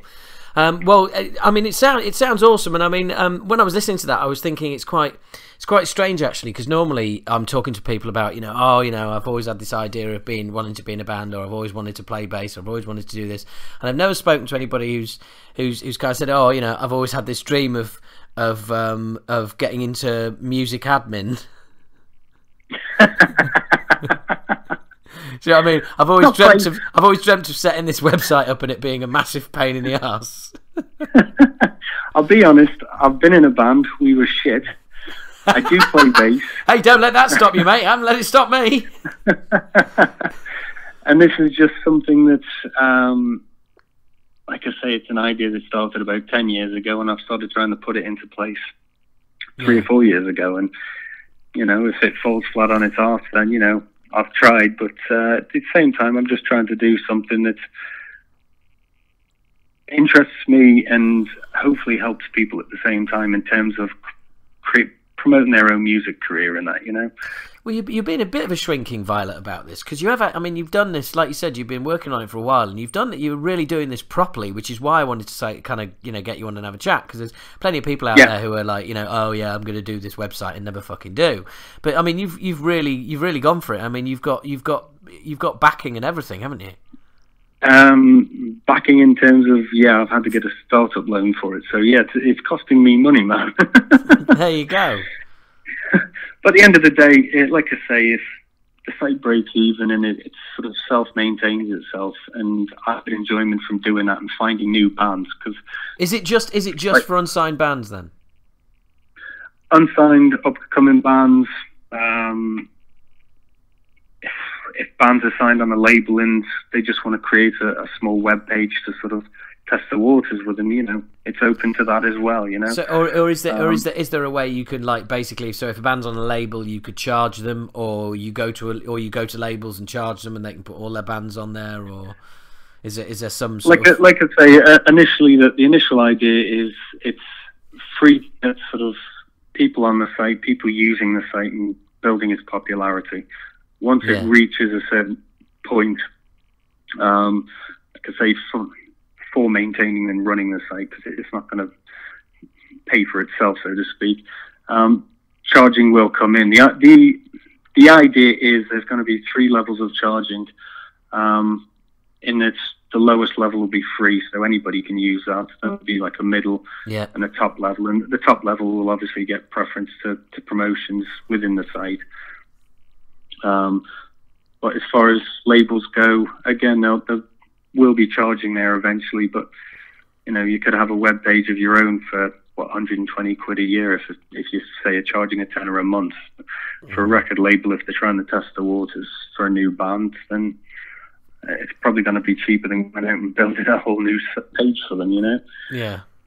Well, like I say, Go on. Sorry. That's something I haven't fully explored in terms of the actual record labels, but again, it's something I'm open to, and the site isn't going to be genre specific either. It'll be open to anything from dance to punk to, you know, a man in his kazoo, you know. Nah, fuck all those other genres off. Just make it metal.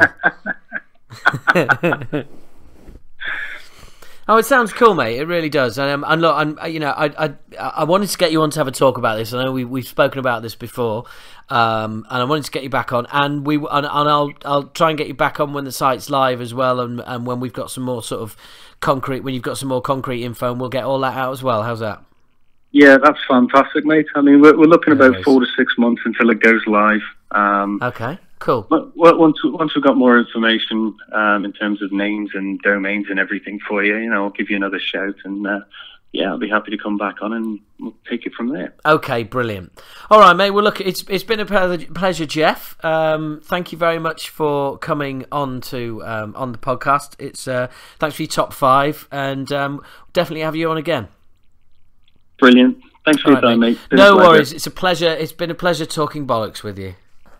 Absolute, complete bollocks. Total. See you later, mate. Have a good one. Take care, mate. Bye now. See you. Bye-bye. So there you go. That was our conversation, our chat. Hope you enjoyed it. And look, Ian, Jeff's a lovely guy. He's really trying to do something. He's putting a lot of time, a lot of effort, and his money where his fucking mouth is. So he deserves a lot of credit. And so yeah, get emailing him on that email address. Just ping it off. Tell your friends. Get as many people involved in as possible, and I'll get Jeff back on when it goes live. And we'll keep a track of that. And you know, it's the being in a band at the in this current climate. Everybody needs all the help they can fucking get. So if there's any way any of you guys out there can help bands, then please do. I know a lot of you do anyway, because we're all about buying their fucking shit on this show. So thank you very much for as many of you, you know, doing that as possible. But yeah, just help young bands. Well, help young bands, help old bands, help them all. Help them fucking all. And yeah, pass on that email address, and I'll keep you informed with what's going on with that as well. So yeah, live albums. Yeah? Anyone? Really? That bothered?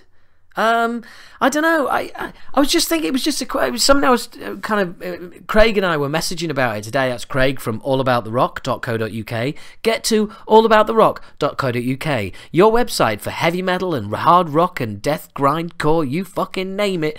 Boogie groove metal growing out your fucking ears, whatever it is, I don't know.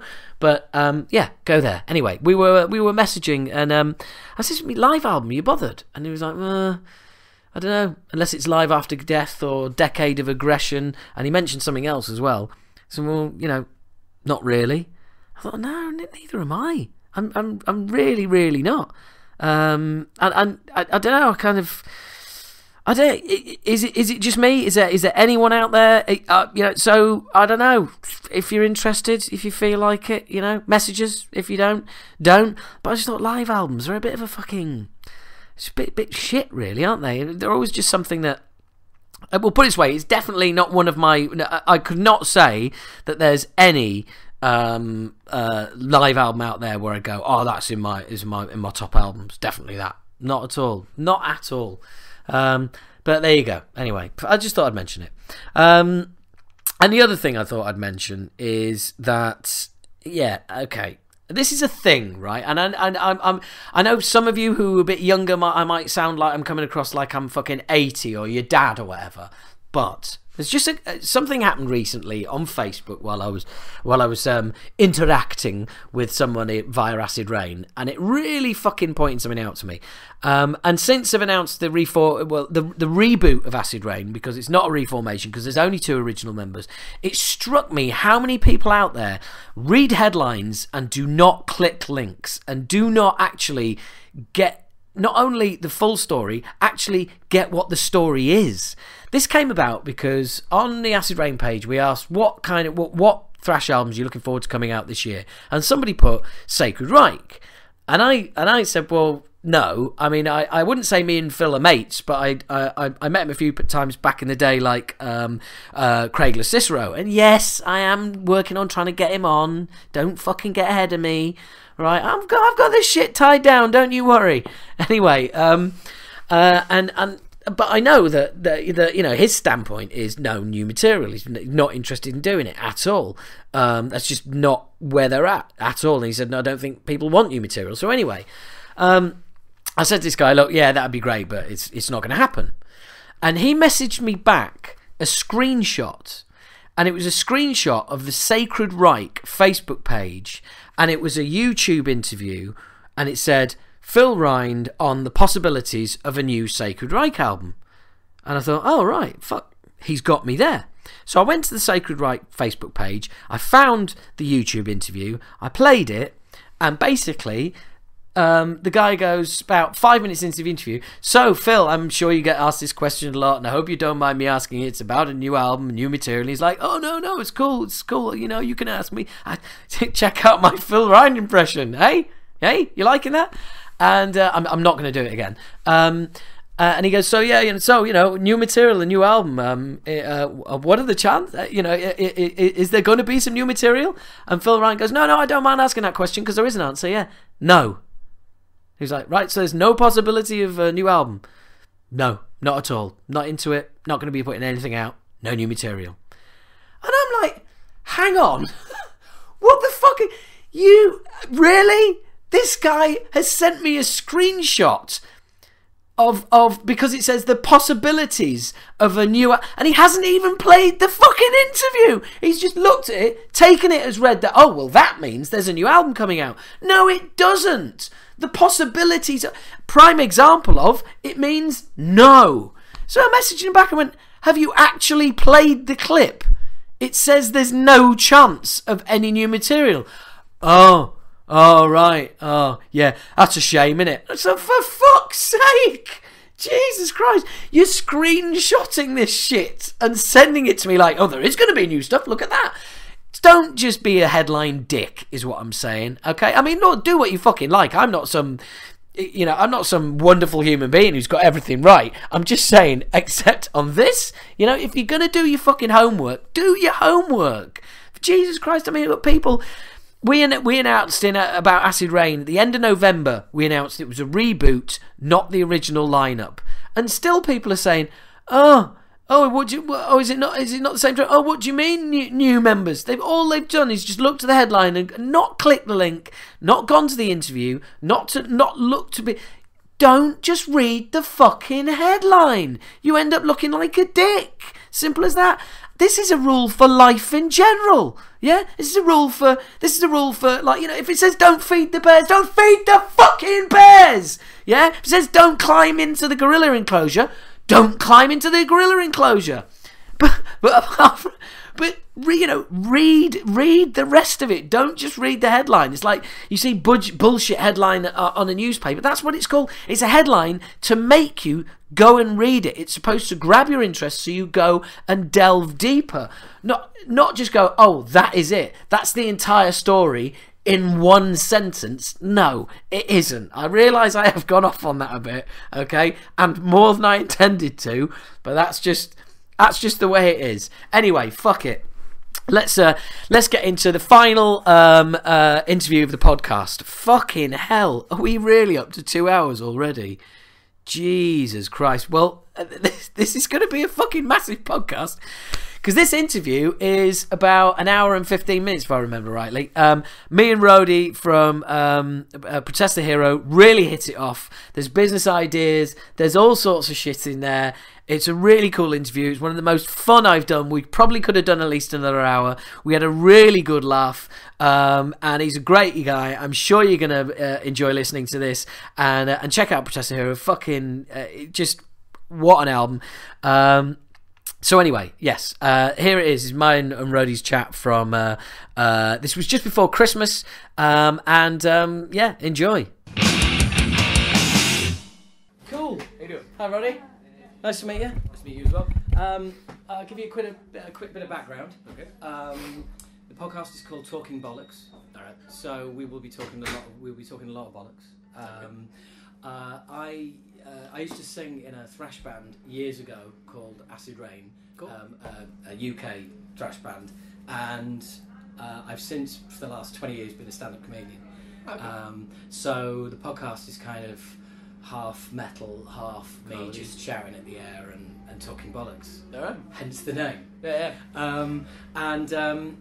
Right, let's start with, first of all, so basically just relax, chill out, we'll just have a chat. You got it. Okay, no fan questions, no who's your favourite band, what's your favourite producer, we just talk, okay? And first off, I've got to tell you about the curse of Protest the Hero.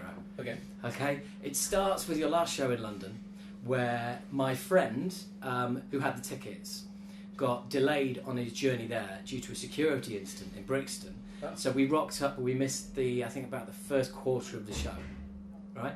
Yeah. Then we get to this show, and as of yesterday, as of Sunday, everything was fine. Yeah. He's had stuff go on at home, which basically means he's got some family problems. He now can't come. He's got the tickets, right? And you're here. He gets to work. He gets to work, realizing he hasn't brought the tickets to post to me. Fuck. So yeah, I know. I've already said to your press people, "Oh, I don't need guest lists," knowing that would make it easier for me to get to do the interview. Yeah. Right, and then so everything's fucked basically. Yeah. So just thanks for being here. Well, you're on the list, aren't you? Yeah. No, I just talked to Adam, and Adam was like, I was gonna say, I thought I heard you say something when you were coming in. yeah, I was like, if you put me on the guest list, you can call me what the fuck you like. Yeah. So look, welcome back. It's nice to have you. Thank you very much. It's nice to be back. This is going to be going out in January. Okay. One of my this podcast has been going started in January, and in January, one of the first things was my top 5 of 2013. Okay. Of which your album Volition was one of the top albums, top 5. Thank you very much. Okay, that's okay. You don't get an award or money or anything like that, but you know. I appreciate it nonetheless. You get my love. It's just an honor to be nominated. Yeah, that's bullshit. You always win anyway. That's right. Yeah. I'm kidding. So no, you do. No, I know we do. I just thought it would be polite to say I was kidding. Yeah. It's to make out like there's. Yeah, I really. No egos in this room. Yeah. Oh, there's 2 huge ones, I hope. Yeah. Well, you'll be. Yeah, yours is probably still on a leash. Mine's just fucking out there, roaming around the So streets. you're doing really well. Thank you very much. So this is going out in January, and one of my favourite albums of this year was Destrage. Are you kidding me? No. That's right. Yeah. So why, we had a chat with them, and I asked them, the story behind you guys refusing to let them play the UK. Yeah, of course. Yeah, of course. And he explained that it was you, big rock stars. Yeah. And You know what? We're trying to keep Italians out of the UK. That's Well, our big thing. I can't disagree with you on that. Food snobs. Yeah. Yeah, I tried to explain to them Yorkshire pudding and fish and chips and mushy peas, but I know. pearls before swine. And wine snobs as well, aren't they? Oh, really? Oh, they just think they've got the best, because they do. But Yeah, that's quite annoying. no, yeah. What happened? I don't really know. Yeah, of course. Our booking agent insisted that we put Palm Reader on. Nothing against Palm Reader at all, but he just insisted. We'd never heard Palm Reader. We really like these Destrage guys. We want to have them on the fucking tour. And then we emailed Marco, our booking agent, just a couple days ago, and he was like, "Oh, I no longer book Palm Reader." We're like, why did you do this to us? I've been emailing Paolo back and forth, just being like, "I miss you, man. Get out here." Oh, that is fucked. Yeah. So it's But that is also the music business. Yeah. Right there. That's in a true. microcosm. Yeah. But look, it's good to have you back. Now, I gave you a long bullshit story. Well, that's not a bullshit story. It's what happened. And so I emailed my friend and said, look, as a consolation, do you want to come up with a question that I can ask them? Yeah. And I have actually, I've got it this super organised that I am. I've got it How on my long phone. is this question? That you had to write it down? Well, no, I want to get yeah. I want to get it word for word because it's Because he's a poet. well, not exactly. He's quite forthright in his. Oh, fuck it. Anyway, right. His question was. After all that. Yeah, I'm impressing you with the professional here. After all that, the question was, we missed like quarter of the set, and we got there. And then his question was, yeah, ask him why I spent 10 minutes doing that stupid fucking dude of the day thing. First of all, it was called Hunk of the Day. Right, okay, yeah, fuck him. No, I don't know. I have no idea. The Hunk of the Day thing was a lot of fucking fun for us. We wanted to print a calendar at the end of it. But we just, I don't know. It's not a very good idea. But we took pictures at all the fucking shows. We wrote a song for it by accident, sort of. We did that. There was definitely that song was on the way there. Yeah. When And we sort saw of it. by the time we finished the tour, it was a full song. Just like every day, just perfecting it a little bit. Yeah, I don't know why we did it. It was just like something, like we joked about it once on stage, and then the next day it just happened. But the thing is, as well, sometimes it's like it almost keeps you interested, like those silly little things you do to songs when you've been playing them for 5 years. Yeah, absolutely. Yeah. And you've got to stay interested and connected, or the show's going to suffer. Yeah, I mean, like, every night we get up and we play the same goddamn songs, and it's like, sometimes you gotta just, like, you gotta put something stupid in there to keep yourself intrigued. And, you know, it's not like this isn't my passion, but sometimes I just don't feel incredibly passionate about it. Yeah, sure. And let's face it, with human beings, there's going to be some songs you enjoy playing more than others. That's right. And it's going to change round as well. Absolutely. You know, this is my favourite at the moment. Yeah. And there can be a certain song where everyone comes together and it's like, fucking hell, we're playing that really well at the moment. Yeah. Tonight, this is my favorite. You know, Cool. It's funny, like, a lot of people, like, I'll get that question in interviews, like, what's your favorite song to play live? And I'll answer Really? it. And then, you know, it changes down the road, and someone will be like, well, I saw in the facts that I was checking that your favorite song was this. I think you'll find your favourite song's actually not that. Yeah, exactly. That's the internet, people telling you what you think and what you've said before. Yeah, everyone's a dick on the internet. Oh, isn't there always? I mean, my old band's just announced that we're going to come back in 2015, and it's only been a 24-year break. Wow. I know. I don't look old enough, do I? Better off. No, really. And straight away, it's like I've got a guy there saying you shouldn't be calling it Acid Rain because it wasn't just you and a bunch of hired hands back in the day. It's disrespectful. And the only way I could reply to that was, okay, so it has the blessing of all previous members, but not yours. I can live with that. Yeah. You know? I think really the best way to respond to trolls is just go, shut up. Just shut up. But being a comic, I can't do that. Yeah. It's like a heckle. You know, I Yeah, can't just go shut. I feel like I have to not only answer it, but make sure it doesn't come back. And it's like you've been so put down, you're never coming back. Yeah. But they'll always come back on the internet. Like in person, you know, like there's that classic comic line, like, "Oh, I don't come down to the bus stop you work at and slap the dick out of your mouth." Yeah. You know? Yeah. And that usually shuts them up. But I mean, on the internet, they have so long to just sit there and be like, I'm gonna fucking think about this, and I'm gonna come back with something. I'm gonna Google good comebacks. Yeah. Yeah. There was shit like that happens all the time. Yeah. No, you're absolutely right.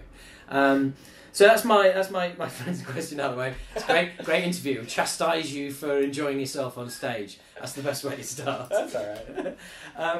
Now, obviously, you're the kings of crowdfunding. Amanda Palmer might have us beat by just a smidgen. Well, yeah, fuck him.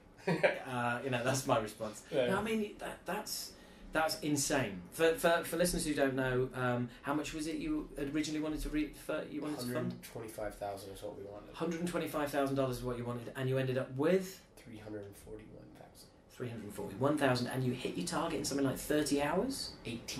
18 hours. The internet lies again. Yeah. Who would have thought it? So that's. I mean, what do you do when that happens? Do you want to start another site saying please stop giving us money? Yeah. I don't know. Like that night that we put it up, I went out and I purchased a case of beer earlier, and I sat with my girlfriend and we refreshed it a couple times, and then it just was getting nuts, and we finished the case of beer very quickly in celebration, and we headed to the bar where we met up with some of the other guys and just got absolutely shit-faced and woke up in the morning and was like, oh fuck, we reached the goal. You know, it was incredible. I can't really describe how fucked it was. But the money went away like that. Right. Yeah. Okay. We went to You went out again the following Yeah. night. Hey guys, strippers, come on, someone get the blow. Yeah, but we went to a really, really nice studio because we thought, oh, the fans will like this. We'll get a lot of footage of it, and it'll be a cool experience for us to really have the opportunity. But it's like, you get the same fucking experience recording it in your friend's basement, just if you have the right tools, right, for a fraction of the cost. And the money just went. Wow. Is there a tinge of regret involved with that story? Oh, big time. I mean, like, it would have been nice to, at the end of the day, like, take a little something out of it for myself, but I don't care, really. Yeah. I mean, yes, I want a new boat, but I can deal with the one I have now. Fair enough. I don't know. You don't know about it, no? Yeah. But that's kind of like, that's weird given like what we were talking about. The internet hits you with a nice surprise. Yeah, that's right. Yeah. That's like, wow. Yeah, there is people out there who care and will put their money where their fucking mouths are. And, that's true. Yeah. And actually do it, as opposed to, hey, we got 1 million likes on Facebook, so then we made the t-shirts and sold 5. Yeah. The thing I really like about it is that it fucks off the labels. You know. I mean, like, we had a bunch of labels that came to us after that because we were independent, and, you know, they'd sit down with us and be like, the Indiegogo thing was really good, but at the end of the day, it doesn't really mean much. I was like, all right, then what the fuck are you doing here? Yeah. You know? And we sat there and we were just like, fuck you, fuck you, fuck you. And then we found one guy that was like, all right, I'll give you digital fucking, all your digital rights and I'll just distribute your record. And we went, all right. Yeah, I mean, and that's fucking awesome. Yeah. I mean, that's to be quite honest. My band coming back, we've toyed with the idea of some new stuff, and that is, you know, your model is the model that, you know, I'm saying to the rest of the guys, look, you know, we should do this. We should you know, try and raise £20 and see if we can get that figure. But I mean, that's awesome. So how did you do the how did you launch your digital? Was it like TuneCore or something like that? Where you? I think it's just iTunes is all we have now, but we we own the digital rights to our music, so it's like there's no third party interfering there taking fucking royalties out of it. Yeah, no, I used a third party site for our back catalogue called TuneCore, and that basically for £50 a year per album, and they account to you, and they don't take a cut. They just account to you straight, but they put it everywhere. Oh, so wow. it's iTunes, Amazon, Deezer, you fucking name it. It's that's great. Everywhere. And it's like, wow, $50 a year. Yeah, that's amazing. Yeah. I wrote a couple songs, like just like shitty little pop punk, sort of supposed to be kind of funny songs, and I was trying to put them up, and I accidentally sold them to this thing called CD Baby. Oh shit! No, I lost the rights to them completely. Oh no! But it was funny. It's a funny story for an interview. Yeah, at the end of the day, I don't really care about the songs, but it was just like, I could have made like $3 off those. No, I've lost it all. Well, you know, you get rich off the next Test the Hero album, won't That's you? right. When you go and record it in a garage this time. That's right, yeah. I mean, now the weird thing is, it's kind of like, well, right, if we crowdfund it next time, what happens? Do the planets align again? Yeah. Or do we struggle to reach our total? Do we make the total higher? Yeah, the truth is we're not going to crowdfund it again. Oh, really? I mean, it would seem like the obvious choice, but I just think, you know, there's no way that it's going to be as spectacular. Excuse me. So, why bother? You know, I mean, like, yeah, it would be nice to have extra money to come in to help produce the record, but I don't think we really need it. Yeah. You know? We make enough money touring that we can probably just go out there and record the record ourselves and distribute it ourselves. So I don't think we're going to do the Indiegogo just based on the fact that it could possibly disappoint us. Yeah. Well, no, I think that's a very sensible move, because it's kind of like you've done, you know, you've hit the nadir of crowdfunding. The only way is down, really, isn't it? That's right. Yeah. And you end up with egg on your face, and then everyone makes a story out of it. Oh, look at those fuckers! Bet they thought they were going to get rich again. Yeah. Yeah. But I mean, I don't know. The climate has also changed, I think. It's changing every week. Yeah. But it's like when we did it, with the Indiegogo, it was... people had done it before us. People had been very successful before us. But we came in at a time that it was still kind of fresh to people. And now it's like record labels are getting their hands on bands and like pushing them into doing crowdfunding and stuff like that. And it's like, it's gotten a little greasy. So I just don't know if it's for us anymore. Okay, so yeah, but that's you're a kind of archetypal modern band where it's like, well, we'll try this now. We'll try that. Right now, we actually have the funds through touring, so we can finance it ourselves. Yeah. I mean, you're essentially independent young businessman. To be on The Apprentice. I presume Canada has a version of The Apprentice. I think we just have the American Apprentice. Oh, really? Oh, dear. Nobody in Canada is really that creative and business savvy. The country that gave us Rush, Voivod, and Protest the Hero. Do you like that? Yeah, Did you sit nicely in there? That feels really good. yeah. Surely you're... fuck The Apprentice. The British version is horrible. Yeah, I mean, the American version is horrible. It's a horrible TV show. Yeah, it's a horrible concept, really, isn't Bad it? people. Yeah, and then there's all sorts of spin-offs as well. I think like Vince Neil from Motley Crue is in one, and I think he mostly just gets drunk and drives his car around. Maybe kills a couple people. Excellent. Yeah, because we ain't ever gonna let you forget Vince. Yeah. Nobody should let him forget. No, he's a fucking right. subpar singer in the fucking shittiest rock band ever, and he's super fucking famous still for no reason when he should be in fucking jail. Absolutely. Well, he'd probably be out by now. To be fair. Enough. Yeah. But But fuck him nonetheless. Fuck him nonetheless. Singers Union. Singer, fuck the other singer. That's fuck right. the successful rich In guy. fact, fuck any other singer that isn't in this room right now. Yeah, in fact, go and get the singers from the support band so we can tell them fuck off. And fuck you guys. yeah. Summon them. So you can do that, right? You can just summon Yeah. members of the support band. Michael! Did you know that the United States is the only country in the world where drinking and driving is not a federal offense? Wow. Yeah. That is surprising. It's fucked.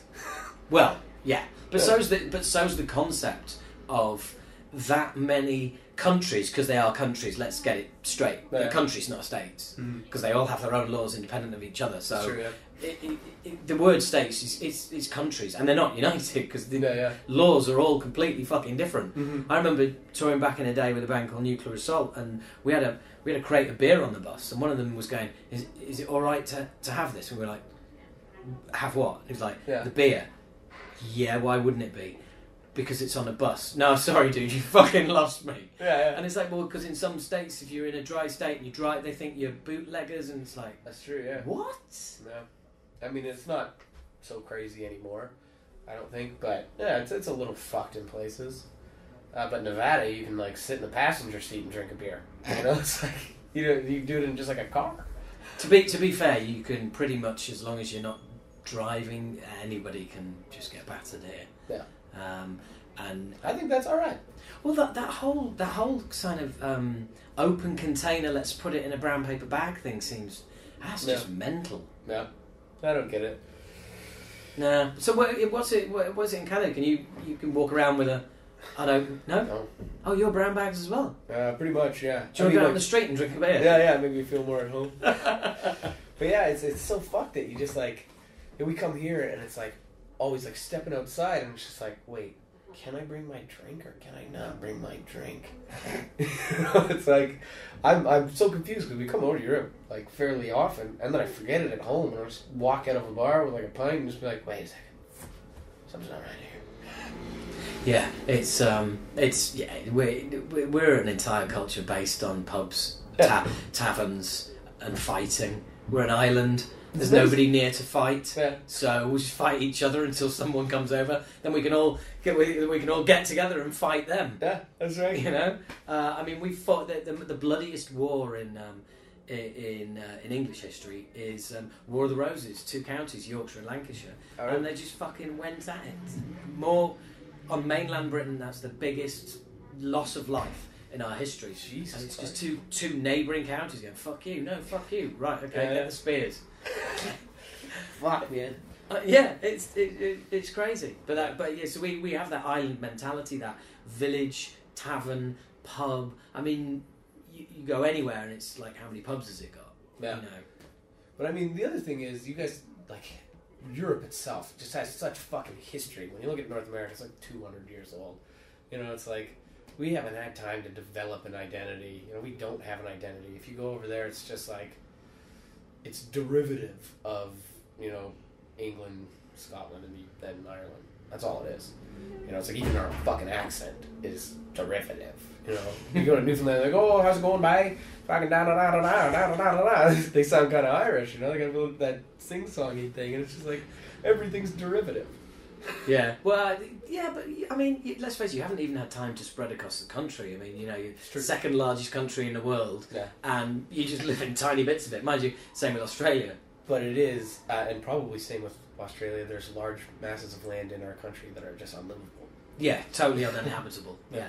Exactly the same as Australia, except they got the deal with the sun, and you got the deal with the snow. I prefer it. I prefer the cold. I think people that don't get enough cold in their life turn out to be fucking dumb cunts. You know? Because you're just happy all the time, and life's fucking good. Well, guess what? Life kind of sucks. Yeah. Yeah, it was like the old Bill Hicks line. Oh, it's great, it's 100 degrees every day. What are you, a fucking lizard? That's right, I fucking love Bill Hicks, dude. Yeah, it's hard. We could sit and talk about Bill Hicks for the rest of the fucking interview, man. Yeah. It was amazing. He was way bigger over here than he was, really, in the States. Oh, he was huge over here. Yeah. Oh, he was pretty much a bit of a nobody in the States. He'd done Letterman a few times, and of course his last appearance got pulled. So that's right, yeah. Although Letterman had Bill's mum on, did he? And he showed it, yeah, which is awesome. It's pretty awesome to think that. I don't know. It's post-mortem, right? But it's just like, fuck. He deserved a lot more respect than he ever got in the United States. You know, Dennis Leary comes out and starts ripping him off all over the place, and he puts out a fucking song that climbs to the top of the charts that is basically just Bill Hicks jokes picked out one after the other. And it's just like, they had no respect for this fucking man. Yeah. And he was the best. Without doubt. And I mean, he sold out the Dominion over here. He was a very big influence. Yeah. But having said that, comedy in the States and comedy over here is so different. I mean, comedy over here is revered. Mm-hmm. I mean, I'll give you an example. In New York, and I say New York City, not New York State. Okay. In New York City, last I was told, there's 8 major comedy clubs. Yeah. Right. Where in London, there's just short of 100. Oh yeah. And that's just London. I mean, you know, there's over 300 comedy clubs in London itself, and then across the country. And that you are, you know, comedy clubs are built around the comedian. You have no table service. There is no service while the comedian is on. Right. It is, they're the rules. Yeah. And it's quiet, and you'll get thrown out for making a dick of yourself. The comedian's not the comedian will deal with you to a certain point. But I mean, I did a show 2 weeks ago, and there's 2 guys down the front, and it got to that stage where it was like we were at a wedding, and everybody knew that one of the old relatives was hammered. Yeah. So nobody was paying attention to what was going on. They were just waiting for that to kick off. Yeah. So we just had this elephant in the room of 2 guys at the front who were just ruining people's nights. Yeah. So eventually I just said, look, fuck this. Should we have these guys thrown out? And that was like biggest cheer of the night. Let's get fucking rid of them. Yeah. Whereas in the States, I've been over there and seen a lot of comedy and never performed. The comedy I've seen over there, it's just basically a functioning restaurant with a guy in the corner. Oh yeah, who absolutely. just happens to have a microphone. Yeah. There so seems to be a lot more respect in the UK for comedians. But you know what? In the same, like, without the hecklers, how are you going to develop guys like Jimmy Carr? You know, like. No, you see, that's a common misconception. The heckler is not a necessary part of any audience. Yeah. Because ultimately, all they do is trample on a punchline. Mm-hmm. You know, people say, "Oh, you know, hecklers help." No, not really. You know why? Because I haven't spent years honing my act with a drunken dickhead. That's true. In my room. Mm-hmm. You know, it doesn't work like that. Yeah. You know? It's just that. No, you're just. And the thing is, it's not even a challenge. Yeah. I'm sober. You're drunk. So there you go. Massive upper hand. That's I've true, been doing this 15 years. You just You've showed been to, up tonight. yeah, you've been you're to kind of 3 a comedy dick. clubs this year. This Yeah. is not a fair fight, you know. But the truth is, that person's been a dick their entire life. So Yeah, they might they've be got- pretty fucking good at Yeah, it. they've got that down. They've got, and Yeah. yeah, actually, you're pretty funny yourself there on stage. You've got a sense of humour there. Thank you. Yeah. I just try and make it not like a standard fucking rock show, you know? Like, come on, everybody, rock. And it's like, that's not who I am. I don't fucking care. That would be Underbite, would it? Yeah. Yeah, absolutely. Yeah, and the video, which of course is obviously incredibly amusing as well. I'll put a link up, guys, so you can see it's fucking great. And well, I noticed that, and the show I was at, it wasn't a normal rock crowd. No, you know, you definitely seem to attract.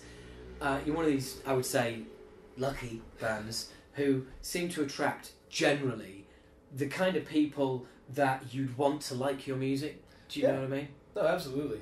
We do meet and greets every night, and I mean, there's not a single night where I meet any of the kids where I'm like, this kid's fucked up, you know? This kid's like a freak.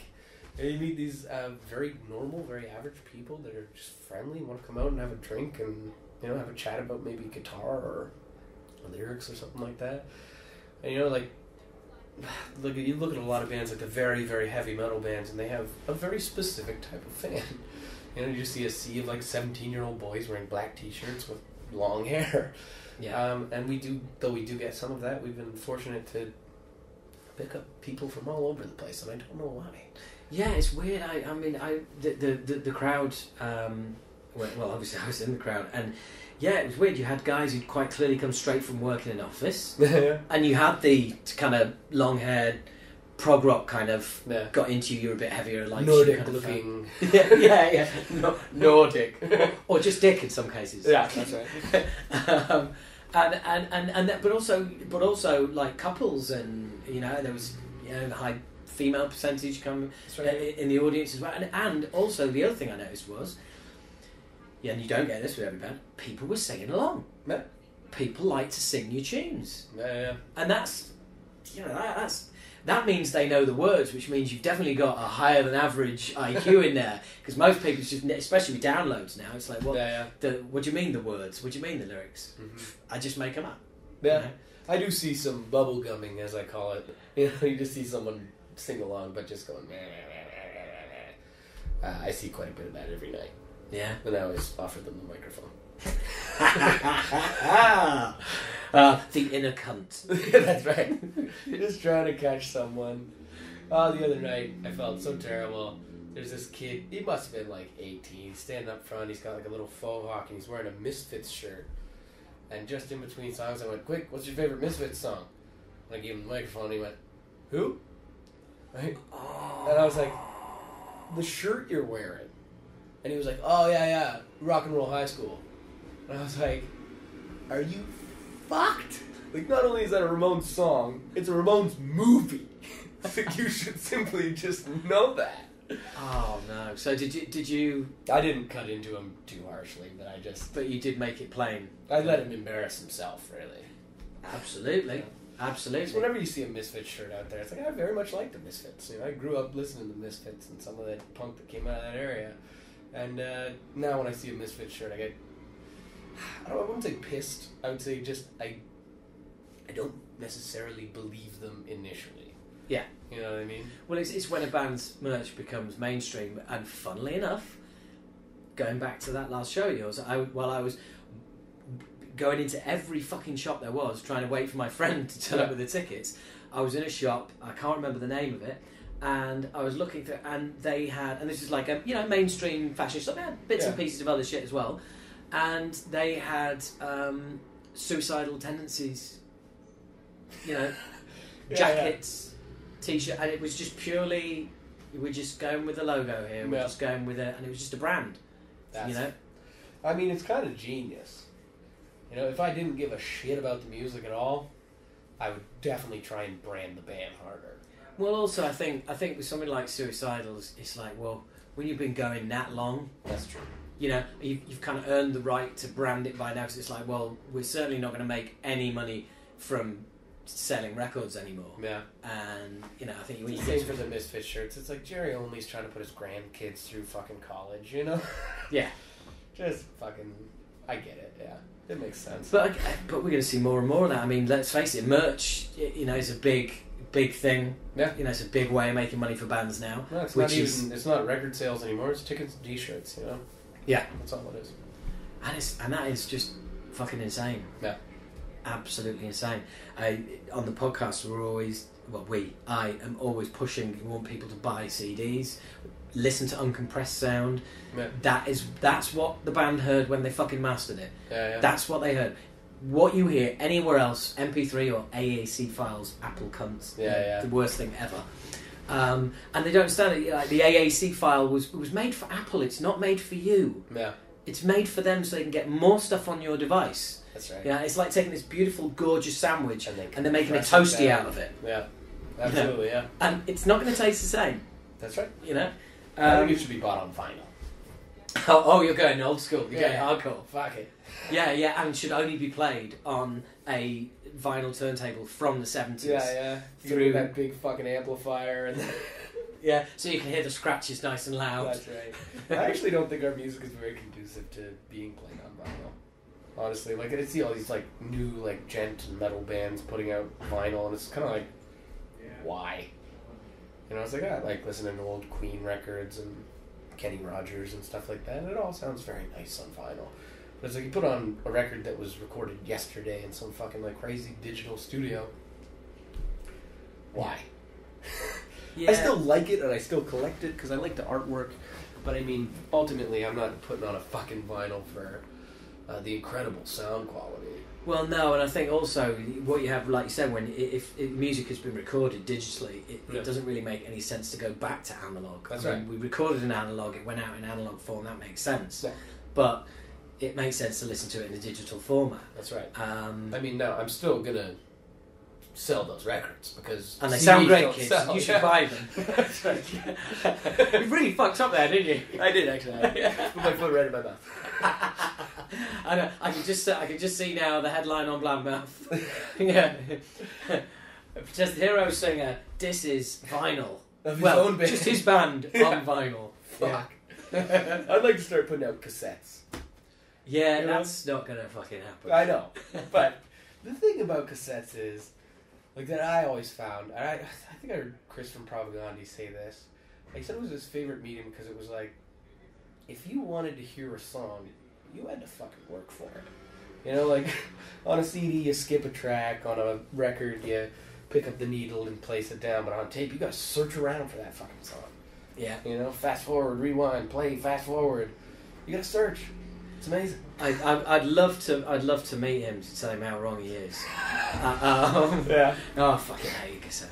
Alright. Oh, I hated it. Yeah, just. It was so easy to pirate things. Radio comes on, just play record. Yeah, well, there was that. Yeah. There was that actually. Yeah, It's you've got got to be at least one redeeming quality. Yeah, no, I mean, you've got. yeah, it sounds like shit.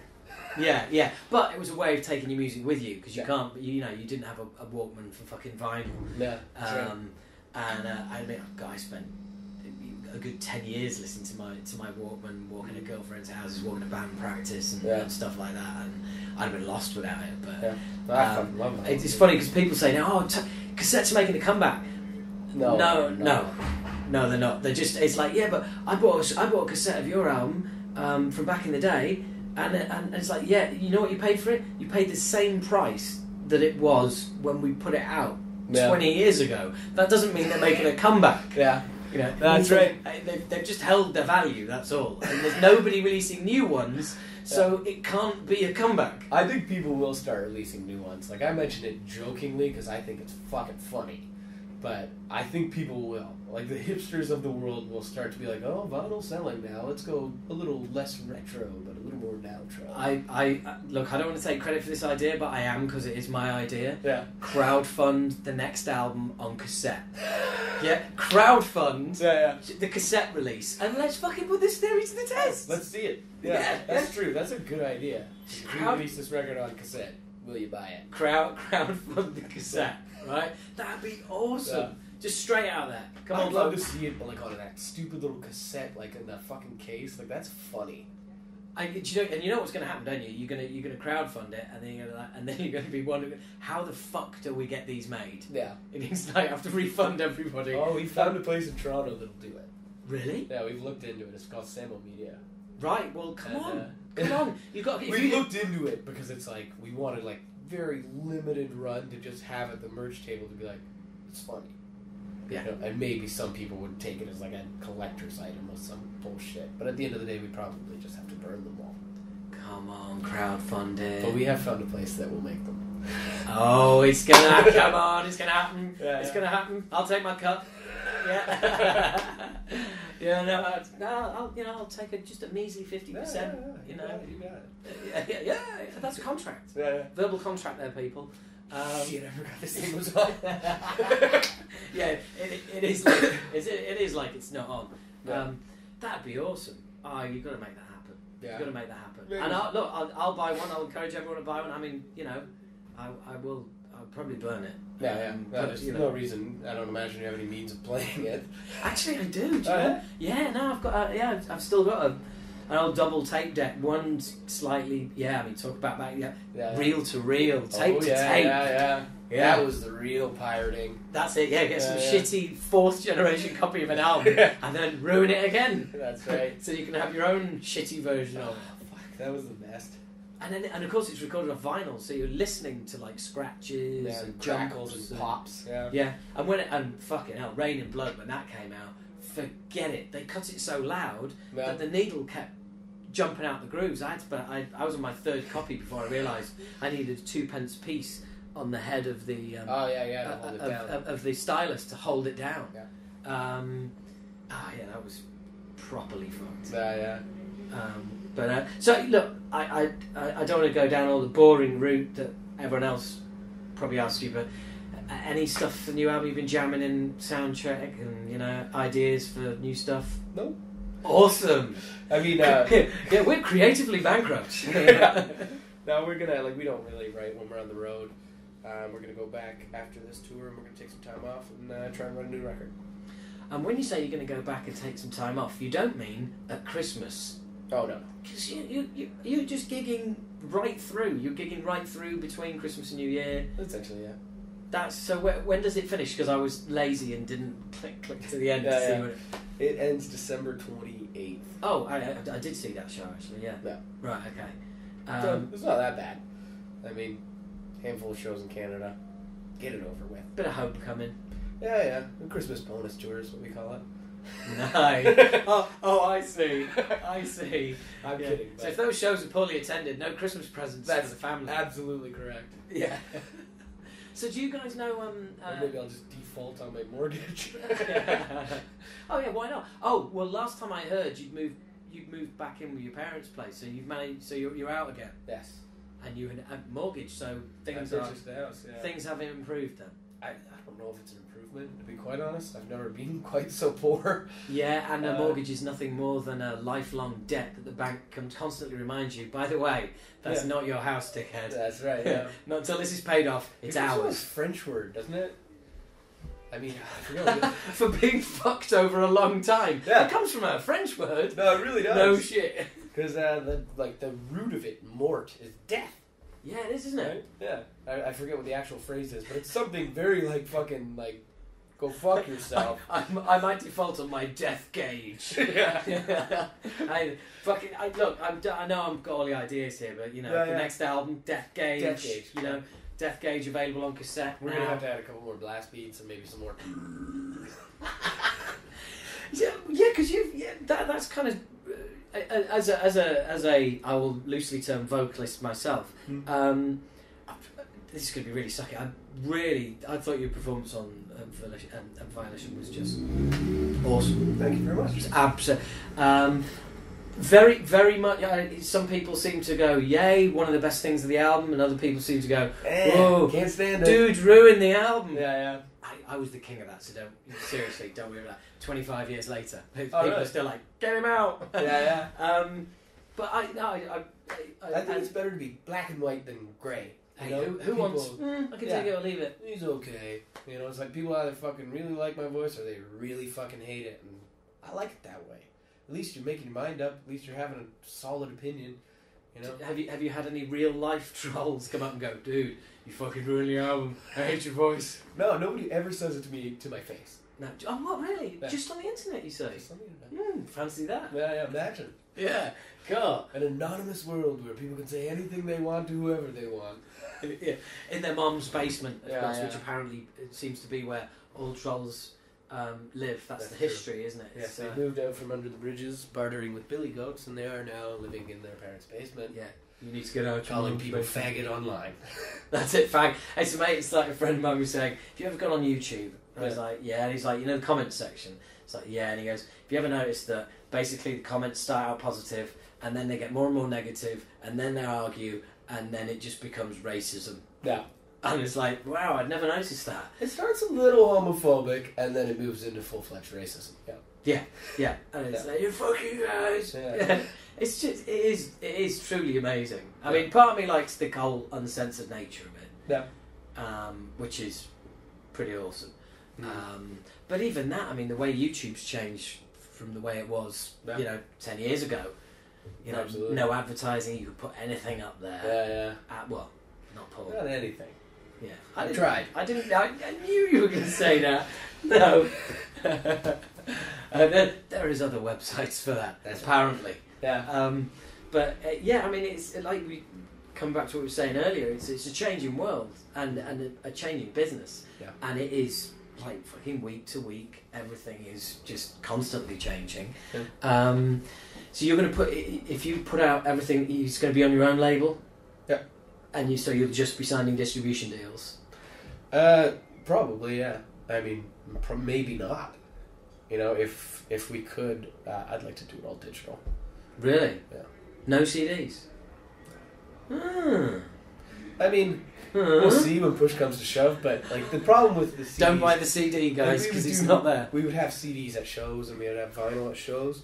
But the problem with the CDs is, like, it's just... You're giving the labels another opportunity to take a piece of something that they don't deserve. Right, okay. And even with the distribution, you end up a little bit in the hole. And it's like, why would you do that when you can, instead of being like, oh, you ordered this fucking 3 months ago, sorry, we didn't get it to Latvia in time. It's like we can deliver it immediately, digitally, with all the artwork, all the lyrics. I mean, I don't know, I'm kind of just spitballing here, but... Hey, well look, we've spitballed the new album title, the crowdfund for the cassette. Yeah. So let's just keep it going. Seems like all good ideas. We're on a roll. Fuck The Apprentice. And all the other singers. Yeah, and all the other singers. Yeah, we've got our own little company forming right here. We are in our own dressing room.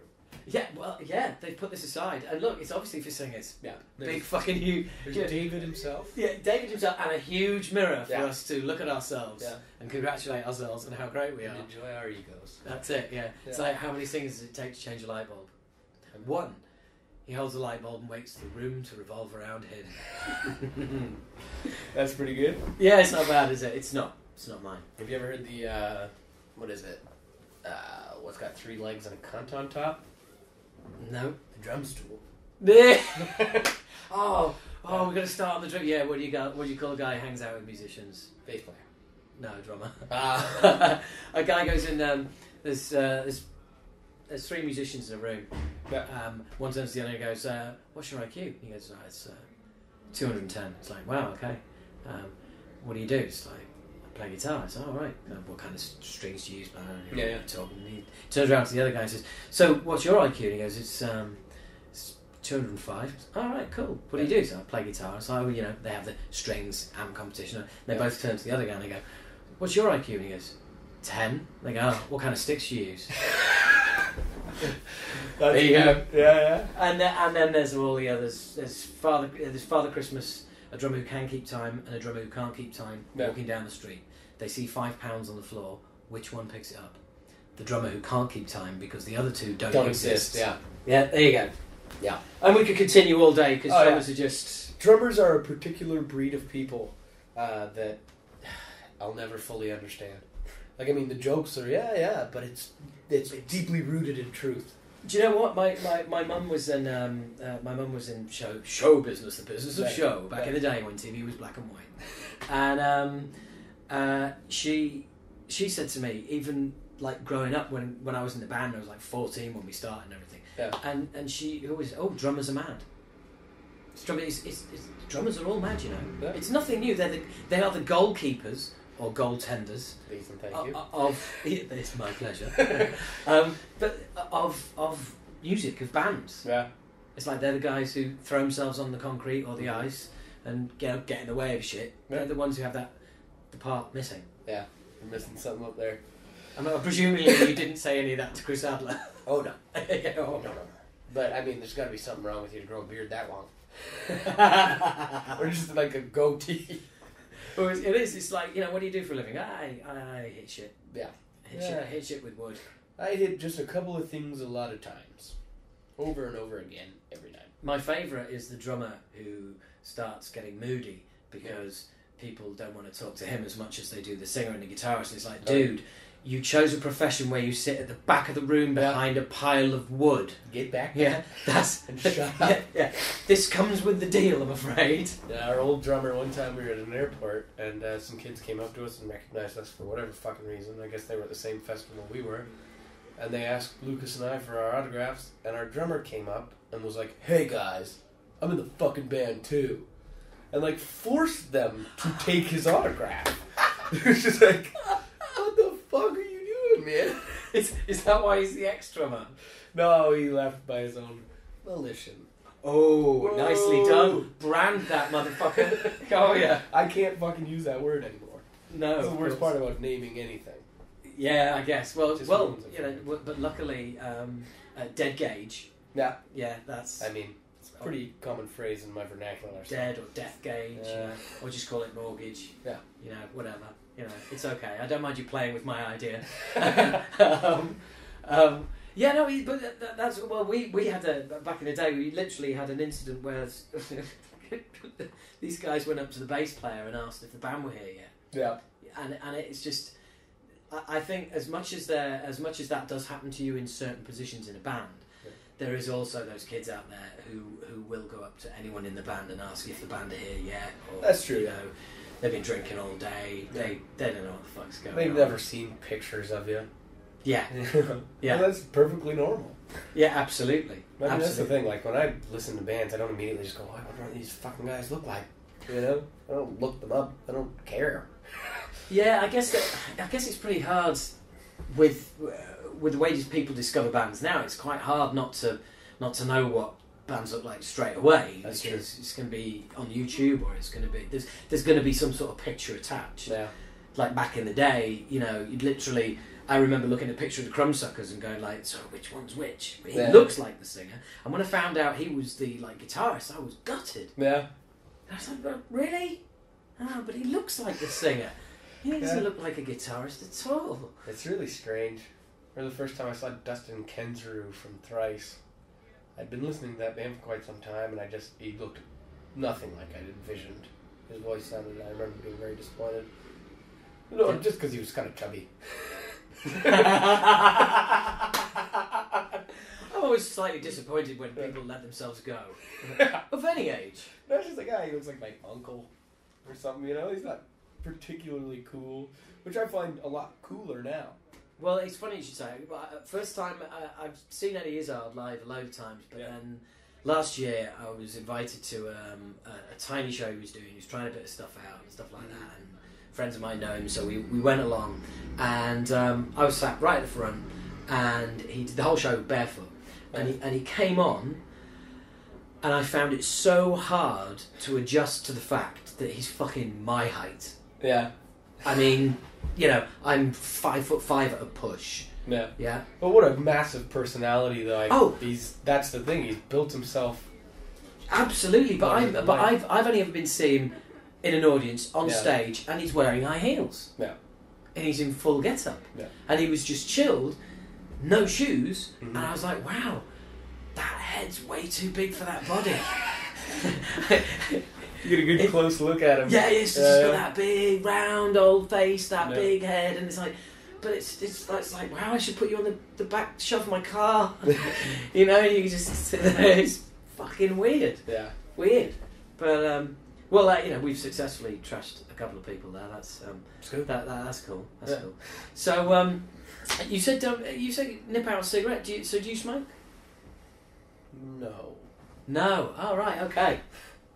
Good for you, because it kills the voice. That's true. Not that I would know, because my voice is fucked to start with. But you did also mention like ex-drummer. And you've lost bass player as well. Yep. So it's a whole new rhythm section. That's right. Yeah. Is that all just pressures of the biz and? Yeah, I mean, it's just a long time together. Kind of struggling to make ends meet. I can't blame either of them. They didn't want to fucking tour. They didn't want to do this stuff, and I can understand that. Like I want to be home. I want to be home with my girl and my dog. But I also don't like doing that for too long. I don't like being home for too long. It makes me fucking itchy. Stir crazy. Yeah. No, the road, it separates the people who want to do it from the people who really really want to do it. That's right. Yeah. And it's grueling, but by the same token, like you say, you're home for 2 weeks, and it's like, no, it'd be really cool to wake up in another city tomorrow. Yeah, wish I wasn't here. We won't be playing this to your girlfriend, that's for sure, or the dog for that matter. The dog wouldn't care. No? No, the dog fucking hates me anyway. Oh, that's a nice dog to have. Yeah. Oh, hang on. that doesn't jive with your song about dogs on the album Volition. Yeah, that's correct. See what I did there? I did. Turned it right back round to It's a callback. Yeah, hey, he's even using comedy terms at me. Right, okay, I better up my game here. Shit. I watch a little bit of stand-up comedy. Yeah, I bet you watch a lot, because when I was watching you at the last gig, I was thinking, this guy's got some moves, comedic moves. It's like, you kind of. One day I think I'll write something instead of going on stage and just trying to improvise it every night. But I don't know. Right now, I'm just happy improvising. But do what you do. If you're good at what you do, don't fuck with it. Well, I'm mediocre at best at what I do. Yeah? Even singing. Well, I disagree with that, and believe you me, look up mediocre singers. There's a fucking picture of me.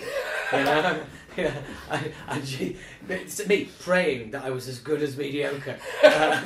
From a comedic point of view, in all seriousness, I'm sure you record shows, record stuff you do, go back, find the funny, find where people laughed. Take that's your punchline, work backwards, develop the feeder line to it. Okay. Yeah, and then and that's all you need to do. This is, I believe, the best advice I've received in a very long time. I'm not kidding. It's cool. Like, some nights I get out there and it just, everything works and it's magic and it's just coming off the top of my head. And then some nights I get out there and it's like, don't really have anything to say and none of it's funny. Well, that's easily rectified. If you go back and this is what you're recording. Like I said, just find the funny and then work backwards, and just remember that if you're saying something, if it's not part of the setup and it's not part of the punchline, why are you saying it? Sure. That's filler. Yeah. And just get really be really kind of disciplined with it. And what you'll find is, over a period of time, you'll get sections and chunks on topics, and you go, hey, that night I did stuff there, and that night I did stuff, that's the same topic. And they're like, all right, yeah, now I have a bit. Yeah. And then you can go from there. And then, because you've already got it and you know where the funny is, you can then put it all together, create a set, and then try it out in a comedy club and find out if comedy audiences... Well, I don't know if I can do that. Oh, come on! Because the thing is, when it fails, I just go, here's the next song. Yeah. And that is the beauty of doing that shit between songs, because that's what I used to do, and then I went into comedy and realised I had to kind of like almost start again. Yeah.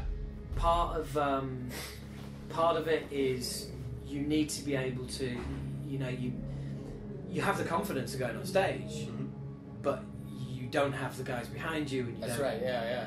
So you're up there alone. You've got your words. Yeah. And if no one's laughing, it's quite humiliating. I imagine. You ever flopped? Ever had a big flop? Oh, who hasn't? Do you mind if I just shut the door? 'Cause Yeah, which might if I just fucking leave.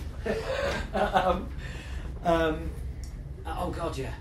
Oh yeah. And it's a rite of passage. Everyone does. Eddie Izzard, funnily enough, I know somebody who's known us way back in the day, and a club owner I know really well, and he said he was one of the worst acts on the circuit. Really? Yeah. Some places wouldn't even book him because he was so bad. They'd say he'd killed the night. Jesus. Jim Carrey famously, he used to be like fucking horrendous, but and me too. Yeah.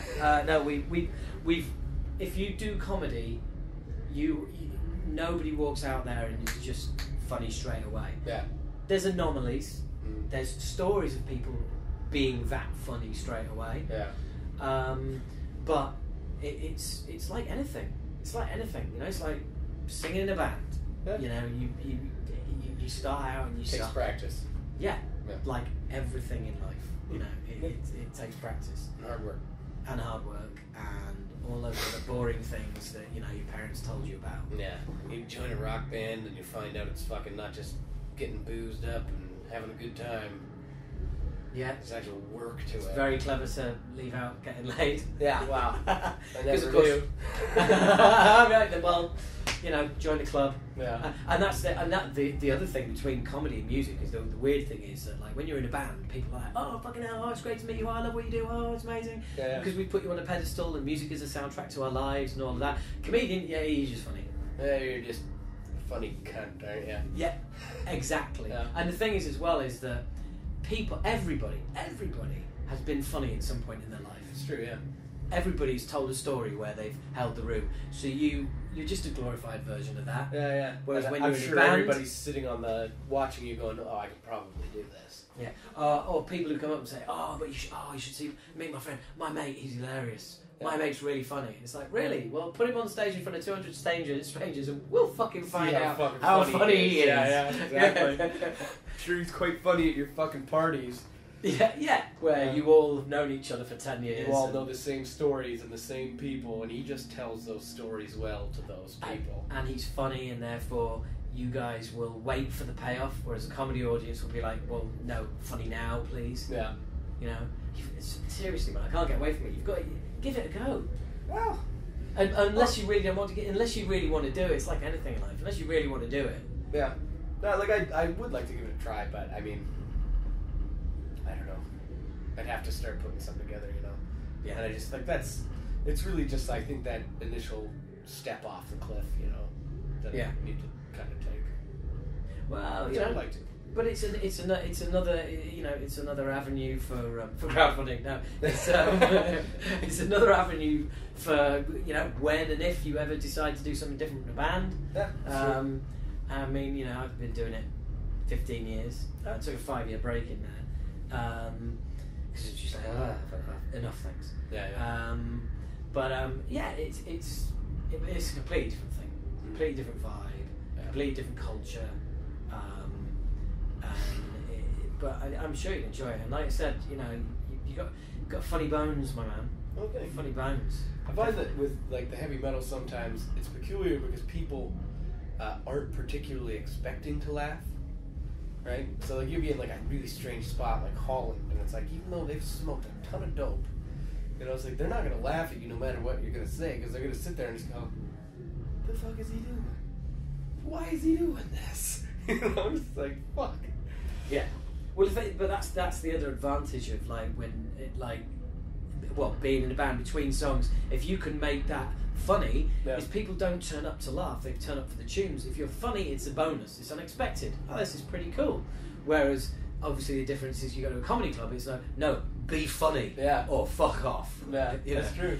So, but it's just it is a completely different vibe. It's a completely different vibe.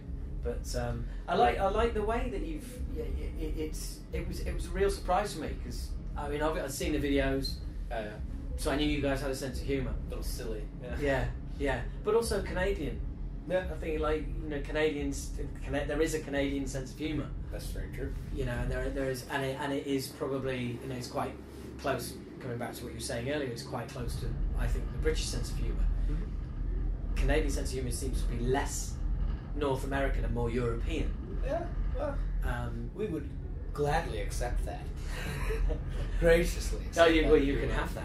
We do prefer to say that we speak the Queen's English. Oh, right. Okay. We just don't fucking speak it so well.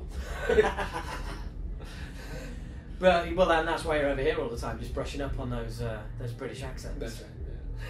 So, I mean, when you're finally gonna have some time off in December, that's after December you're gonna have a whole bunch of time off and then get back writing. Yeah. Cool.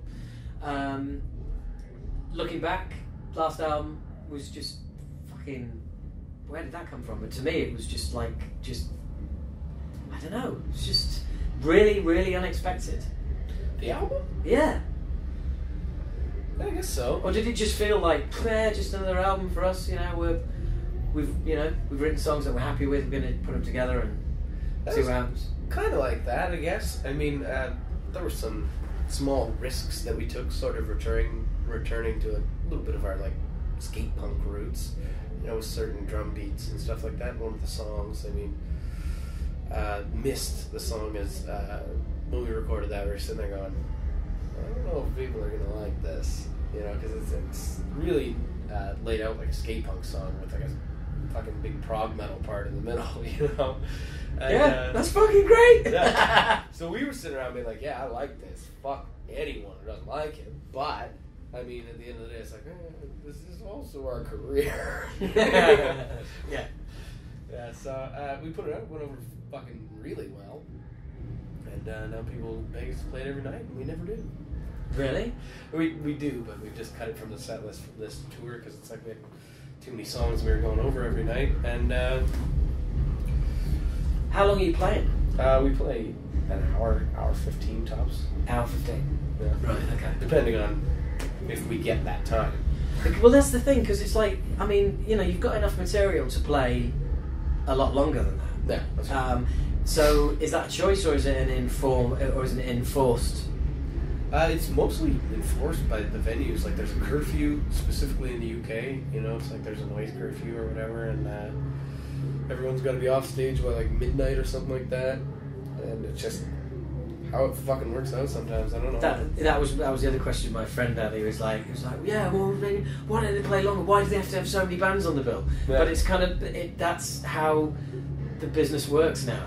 Yeah. The other thing is, I don't think I can play for longer than an hour. You pussy! You can play longer than an hour. Like, we get to that like half an hour point, I'm sitting there going, oh fuck. You don't sound like you've got a sore throat. I don't. So It's just, it's not about my throat. It's about the diaphragm. my body. Yeah, really? I'm You're that fucking getting a unfit. little older and just fucking falling apart, man. Up there sweating. I always spend the last half of the set almost on the ground, just fucking rolling around, trying to catch my breath. How old are you? I'm only 28. 28. I know. Man, come on. I know. Come on. There's people listening to this going, 28? yeah. Motherfucker! I'm going to fucking deck him when I see him. But I believe I'm also a functional alcoholic, so, I mean... Oh, well, there is that. And like, you know, you haven't got any beer on you now, so you must be kind of like starting to cluck. I am definitely, Yeah, I'm kidding. DTs. I'm not an alcoholic by any means. I do very much enjoy alcohol. Hey, who doesn't? Yeah. But there reaches a point where alcohol stops enjoying you. That's true. Yeah. That point can be lots of fun. Again, that's the whole comedy thing. You know, fucking hundreds of shows, clubs. You know how it is. Yeah. Same with you guys. The thing that I've always struggled with, and I'd be interested to find out. I was talking to I can't remember his name, singer from Soilwork. Oh, fucking hell! I want to say Stig, but it's really not Stig. I don't know the guy's name. No. Anyway, and we were talking about like what do you do after the show when the adrenaline is still coursing through your veins, and you want to keep that buzz. You naturally want to keep that buzz, and you want to have a couple of beers. You need to hydrate, and it's what do you do? How do you cope with that? Because basically, I've yet to find anyone who goes, oh yeah, I have a method for this. No, there's no method.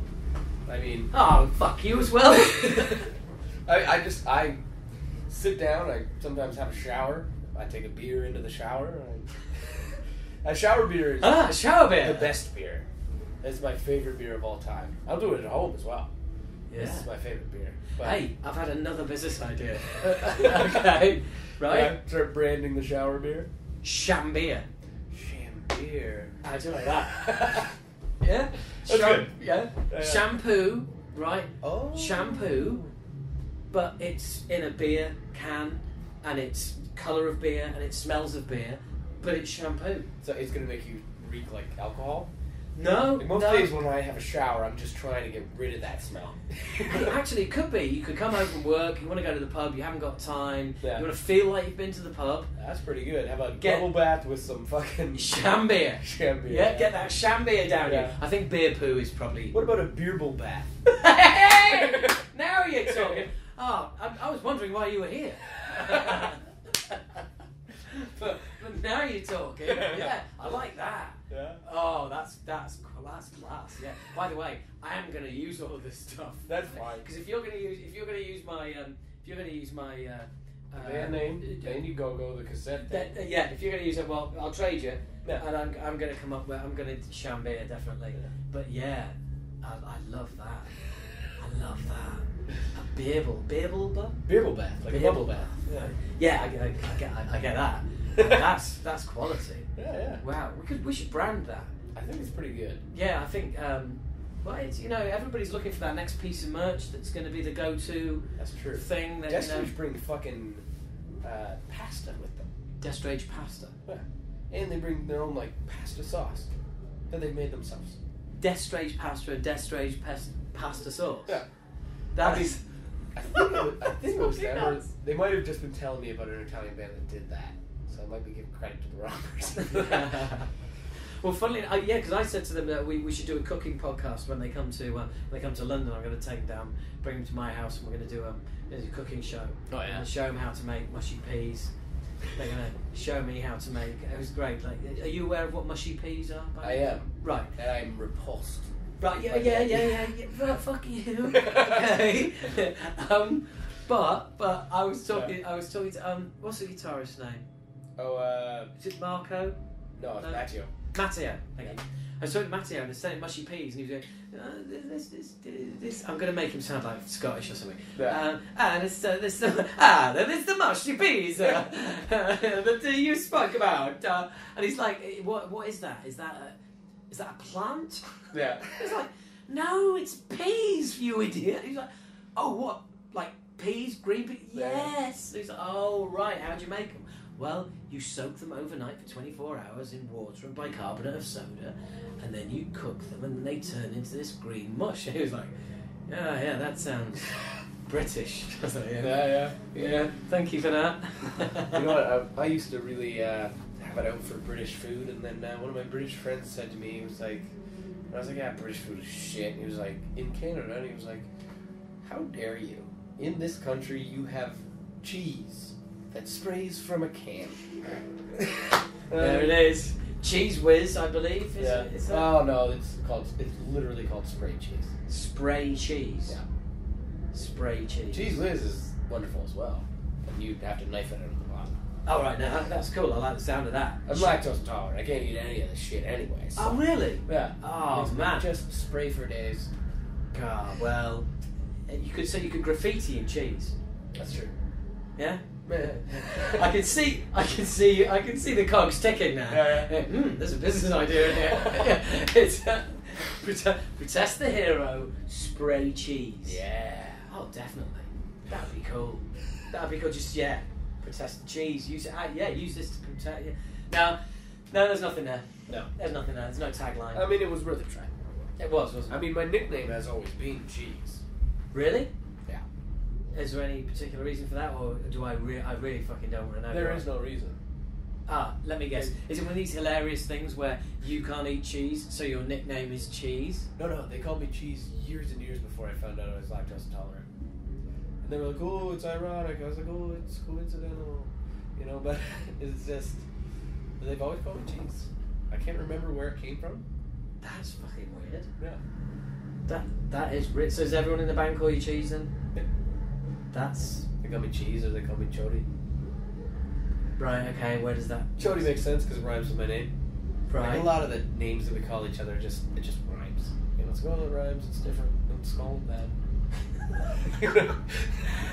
Yeah, and why the fuck not when you're like, you're on a hotel with wheels. Well, it's not a hotel with wheels. It's a way of housing human beings in a steel cylinder that moves along roads. There we go. Yeah. We're kind of like those like ancient whalers at sea, like they've said everything they could possibly say to each other.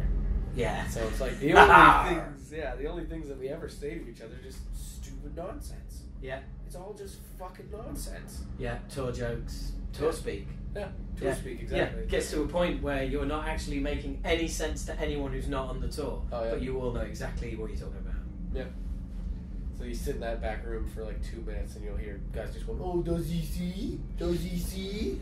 Or another guy will come in and go, oh, no, see? It's just like some of the bullshit that is happening down there right now is fucking crazy. But it's what keeps us alive. It's like, if you've ever seen a retired sportsman who says that he misses the money, no. He misses the adulation, no. Yeah. He misses the training, no. What's he miss? He misses the dressing room. He misses the guys. He misses the banter, as we call it over here. Yeah. The dressing room crack. That's what touring is. That's true. Yeah. I mean, we're only on stage for an hour a day. Yeah, there's 23 other hours. How long's your sound check, or do you even bother anymore? I don't even do sound check. Good for you. I mean, I did one today, but I haven't done it in fucking months. Oh, not bad. Singer at sound check, waste of time. Oh, absolutely. Yeah.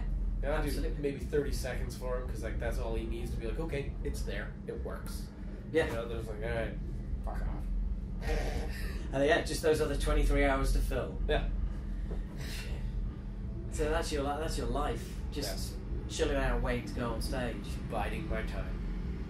Yeah, but it's like we said, that's what it's all about for you guys. Yeah.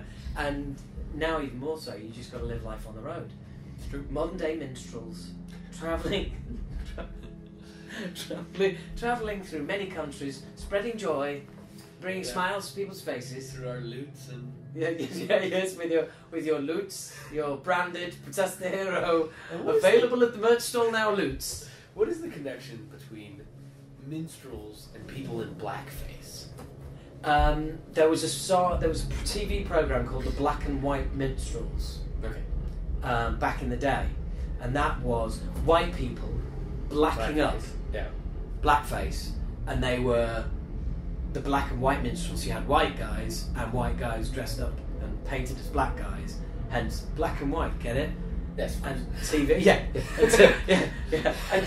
and TV was black and white. Yeah. It's the black and white minstrels. That's why the word minstrel has this kind of racist connotation that sometimes comes along with it. Well, specifically because of this TV show. I would say it's a specific age group would see it like that. Yeah. Whereas over here, if you call somebody a minstrel, you're calling them an 18th century musician. Yeah. Sits in a tree and strums a lute. You fucking minstrel. it's not really working, is it? It does kind of sound insulting. Who are you calling an 18th century fucking musician, you can? Yeah. Yes, it's not really much of an insult. Well, we'll see. I'm gonna fucking use it. Oh right, okay, that's up there. Is it? That's going into the bank. Oh, yeah, it's up there with. Hey, tonight, right? Tonight on stage, you fucking minstrel. Yeah. If you do that, I'll tell you what. I won't take any cut from the crowdfunding of the cassette. It's happening. Yeah. You've got to call somebody a fucking minstrel. Yeah, my friend Calvin was telling me, he's from London, but he was saying like there's a certain like level of poshness that you can achieve where you can just choose random words to mean like nothing. I mean, like the example that he gave, he was like, okay, so pretend they all went out for like drinks and they got just fucked up, and they would say, we got absolutely gazeboed last night. It's like you can replace words with anything, and people will just they'll pick up the the meaning of your shit if you're just posh enough. And I always thought that was funny as shit. Kind of reminds me of that because. Well, it is, and hey, if you've got money, do whatever you like. Yeah. Create your own language. fuck it, I'm just going to tell you not to. I guess I didn't think of that aspect of it. But but it's also funny enough. Let's completely overanalyze this. Yeah. It's tour speak. It's like we were talking about tour speak, but people listening, you know, they go away on their weekends away with the lads or to a festival or whatever. Right, yeah. By the time you come home, you've got your little 40 different catchphrases, inside jokes. Yeah, inside jokes, catchphrases. I do a comedy character called Keith Platt, professional Yorkshireman, and people say, "Oh, where'd you get the inspiration from?" and all that. And it was a New Year's trip away. There was 4 of us, and we went into this beautiful patisserie or boulangerie or I don't know, whatever the word for bakery is, I can't remember. I think it's kind of both. But anyway, we were in there, and the other 3 were going, "Oh, this is beautiful, isn't it? Oh wow, this is lovely." And I just put on this gruff old Yorkshire accent and went, "They haven't got any fucking pasties." and they were all like, "Oh fucking hell, that's really funny." So then the next shop we were in, I was just like, "Oh, this is fucking shit." And they were like, "Oh." And came up with this character called Uncle Keith, who then dropped the uncle because that sounded like some old paedophile, and became Keith Platt, professional Yorkshireman. And one of the guys I was away with, we wrote comedy together, and he was a stand-up as well. So we wrote sitcoms, Platt's life, and all sorts of bits and pieces. And then years later, I took him on stage and made him real, and it became like the thing that I do now. So fucking hell, I didn't know where this was going. So yeah. From that tour speak to my entire kind of at least sort of 50-60% of the comedy gigs that I do are this character, and that all came come from a little fucking joke on tour. Came from a little joke on a weekend away that developed into what I now do. Wow, that's pretty badass. That's come full. Do you know what? I think that's. We're not going to get a better place to kind of say we've come full circle, and you know, it's been awesome. I mean, you're welcome to all the business and ideas. Thank you. You're welcome to just only Beerball Bath and anything else. Beerball Bath, yeah, and you calling somebody a fucking minstrel from the States. That's true. No. Yeah. If you don't, I am going to shout out, "You fucking minstrel!" All right. If I don't call someone, you heckle me with the same thing. Yes, I am. I am. Because what I've been telling people to do is, said the podcast is called Talking Bollocks. What I'm telling everyone to do, we're trying to subvert gigs, and for people to shout out bollocks. And if you're at a gig and you hear someone shout bollocks, you have to shout bollocks back. And then if you hear somebody shout bollocks back, you have to shout out talking bollocks. Okay. And apparently this has actually happened at a festival recently. Yeah, cool. I know. I love it. That's really good. But anyway, look, it's been a fucking pleasure. It's really, really cool to meet you. Thanks for having me you on the so program. much. No, it's brilliant. Thank you so much. And I'm actually going to get to see you. Cool. Yeah. Nice one. So there you go. That was a laugh, wasn't it? Totally cool guy. Like I said, we could have gone on and on and on. It was a really good laugh, and hopefully some of those business ideas are going to be coming off as well. Now I've got my sham beer, just waiting for the copyright to come through on that one, and gonna fucking rock that. I've got to tell you as well, like a fucking hero. About halfway through the set. Oh, he only called the audience a bunch of fucking minstrels. Oh yes, and there was just one person laughing very loud, and that was me. It was absolutely classic. He called them a bunch of minstrels, and then said, "And that's not meant in any kind of racist way." It was honestly, it was most amusing and an awesome set. Absolutely fucking rocking. Very weird actually at first for me seeing an entire band all wearing baseball caps for the entire set. There you go. That's it. There's nothing more to that. I've got no opinion. I've got nothing further to offer on that other than that was the state of affairs. So we're coming to the end of the podcast. As usual, thank you everybody. I can't believe it's coming up to 3 hours, 3 hours and 20 minutes. This is fucking insane. If this is too long, let me know. If you want me to cut them, if you want them to be shorter, let me know. If it's too much, I don't know. But yeah, let us know. I would be interested to know, genuinely. So if there's any chance anybody can be bothered to just text, Facebook, email, whatever, that would be really cool. I'd like to know what you think. I've gone for. I've only gone and got 2 tracks for you to listen to. That's right. Normally at this point of the podcast, I'd be winding up and going straight to a song, but I'm not. This is a UK band called Desolater, who I know, and I wanted to put a song on the podcast for them, and I need to check this out now. I'll tell you straight away, some of you are going to listen and go, oh, fucking hell, the production's terrible, right? This is what everything used to sound like back in the day. These guys have genuinely travel back in time when you listen to this. So those of you who are out there who used to tape trade back in the day, who used to what demos used to sound like, this is so old school. It is fucking incredible. It's unbelievable that it is so old school. It is so, if you like modern day productions and all that, you're gonna fucking hate this. This is so... It's brilliant. I love it. It is so old school. It starts off almost punky, almost reminding me of sort of DRI, and then it's totally into like Slayer groove, Creator groove. It is so old school. It is untrue. I know I keep saying that, but the production and everything as well is very old school. So yeah, it's... I love it, and they're a really, really cool bunch of guys, and you know, they deserve to be getting an album out, you know, and they deserve everything basically.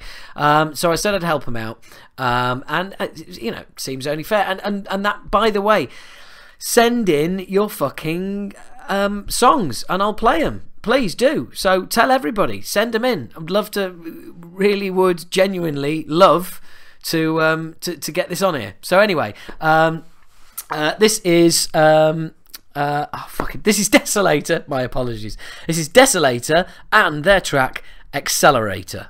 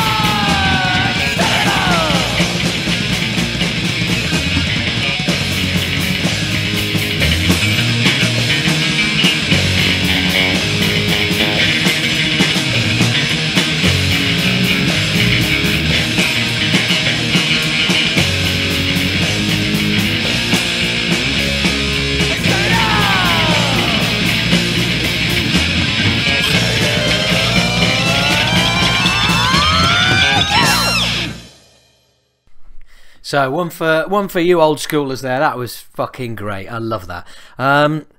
So, not a lot left to talk to you about. Nothing left to talk to you about, actually. Just other than to do my... Well, actually, the one last thing, which Facebook's algorithm has changed. If you like bands and you want to follow them, you are going to have to go to their page every day and check up on what's going on. Facebook is seriously restricting the amount of people that you can reach by whether you're a band, whether you're a comedian, whatever you are. So you might have liked their page, but that doesn't mean that you're going to see every status, and you may miss statuses that interest you. So basically, what I'm saying is, you have to like, you have to comment, you have to share, and you have to go on that page and check it out. Please do, because basically Facebook, they've joined the list, yeah, along with Apple. Excuse me, along with Apple, the fucking cunts. It's just, it's a bait and switch. They're just fucking everybody. Said it'd be free, and they've done it for years for free, and now they're charging for it and fucking us all over. So it is fucking shit. It really is.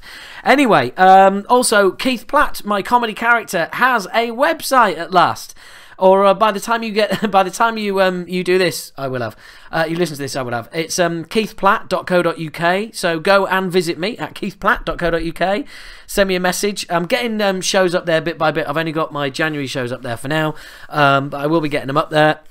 So you can come find me live, hunt me down, and buy me a beer. Thank you. Coming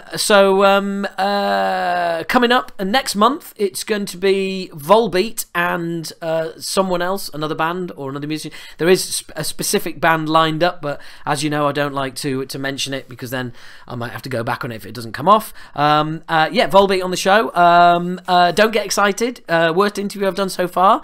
And it's only 11 minutes. So next, no, I didn't get thrown out of there. Fuck off. Next month is definitely not going to be 3.5 hours, and it is coming up to 3.5 hours in fucking a very few seconds time. I can't believe it. So look, thank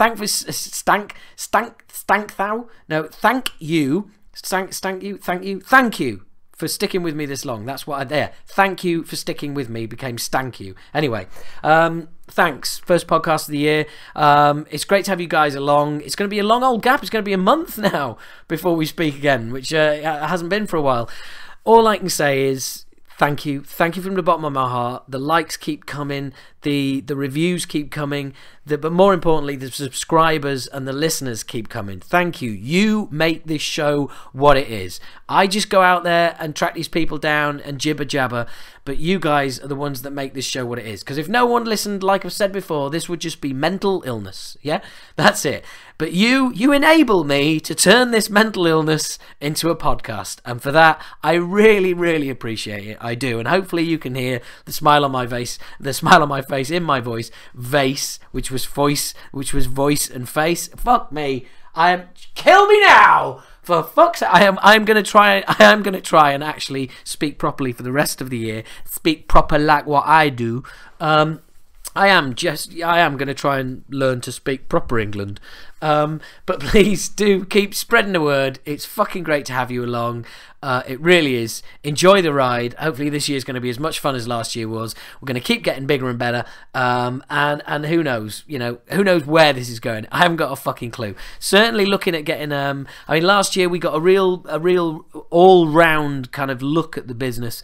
We had Jem on, who used to be a label manager. We had Andy on, who's a producer. We had bands, and this year I'm looking to get some friends of mine who crew a lot for bands, sit down with them, have some chats, also get more people from the industry, get some journalists on, certainly Malcolm Doan. Going to get some comedians on as well, who I know are into metal, and yes, Andrew O'Neill is going to be coming on the podcast. He is one of my mates, so we will be getting him on. So and basically, all sorts. So if you've got any ideas of people to get on, if you've heard somebody's a metaler, and you think, oh, it might be cool to get them on. No, doesn't matter. If they as long as they're interesting. They don't have to be a celeb. They don't have to be anything like. As long as they're, if they've fucking climbed Mount Everest, that'd be interesting. Fuck it, get them on. It's cool to talk metal and find out a bit about people. So anyway. That's it. It's cool. It's great. I love it. Thank you so much for making this possible. Look after yourselves. Take care, and keep talking bollocks till next time. Now, this is your final track. Your final track of it. I nearly fucking forgot, didn't I? I nearly... Did I cover it? I've blown it now. The final track is an exclusive. Well, you'll know this anyway, because you'll have read the blurb that comes with the podcast. But if you didn't, this is a surprise. This is the Sanity Days, which is the band full of ex-Onslaught members who formed by Steve Grice and Steve Grimmett, and they got together to just play the Search Sanity Onslaught album, and then it's grown from there, and now they've actually got an album of original material out. It's called Evil Beyond Belief. It is on Candlelight Records, so the guys there, Darren, bunged me a copy of this and said, hey, what do you think, dude? And I said, do you mind if I play someone on my podcast? And he said, no, not at all. Preferably track 3, Satan's Blood. So that's exactly what you're going to get. Now, as you will hear, this is not thrash, and it's not by any means thrash, but there is some juicy 8.5, 9-minute songs on there. But what you'll hear is the Sanity Days, and you check the website, everything else. When is the album coming out? Let's have a look. Funnily enough, there isn't actually right, here we go. The band embraced to enter the studio to record their debut album, which is due out in spring 2014. Right, that's probably not the biog you want to send out with the album. Okay, so right, I haven't got a release date on here, which what a cunt, it's right there, right under the fucking title. Release date, February the 23rd. So Jesus Christ, you are getting this early, guys. You're getting this early. Your mate Howard has sorted this out for you. This arrived in my inbox this morning, thanks to Darren at Candlelight, and he said, yeah, fuck it, go for it. So this is a bit of an exclusive for us. This, see you next month, is Sanity Days and Satan's Blood. That sounded awful, didn't it? Satan's Blood, eh? Should we take some of Satan's Blood? All right there, Satan. How are you? Mind if we have some blood? Top man. Okay, right. Okay, let's do a proper metal intro. Let's do it. But I'm going to leave you just to prove my metal creds. Here we go. This is Sanity Days and Satan's Blood.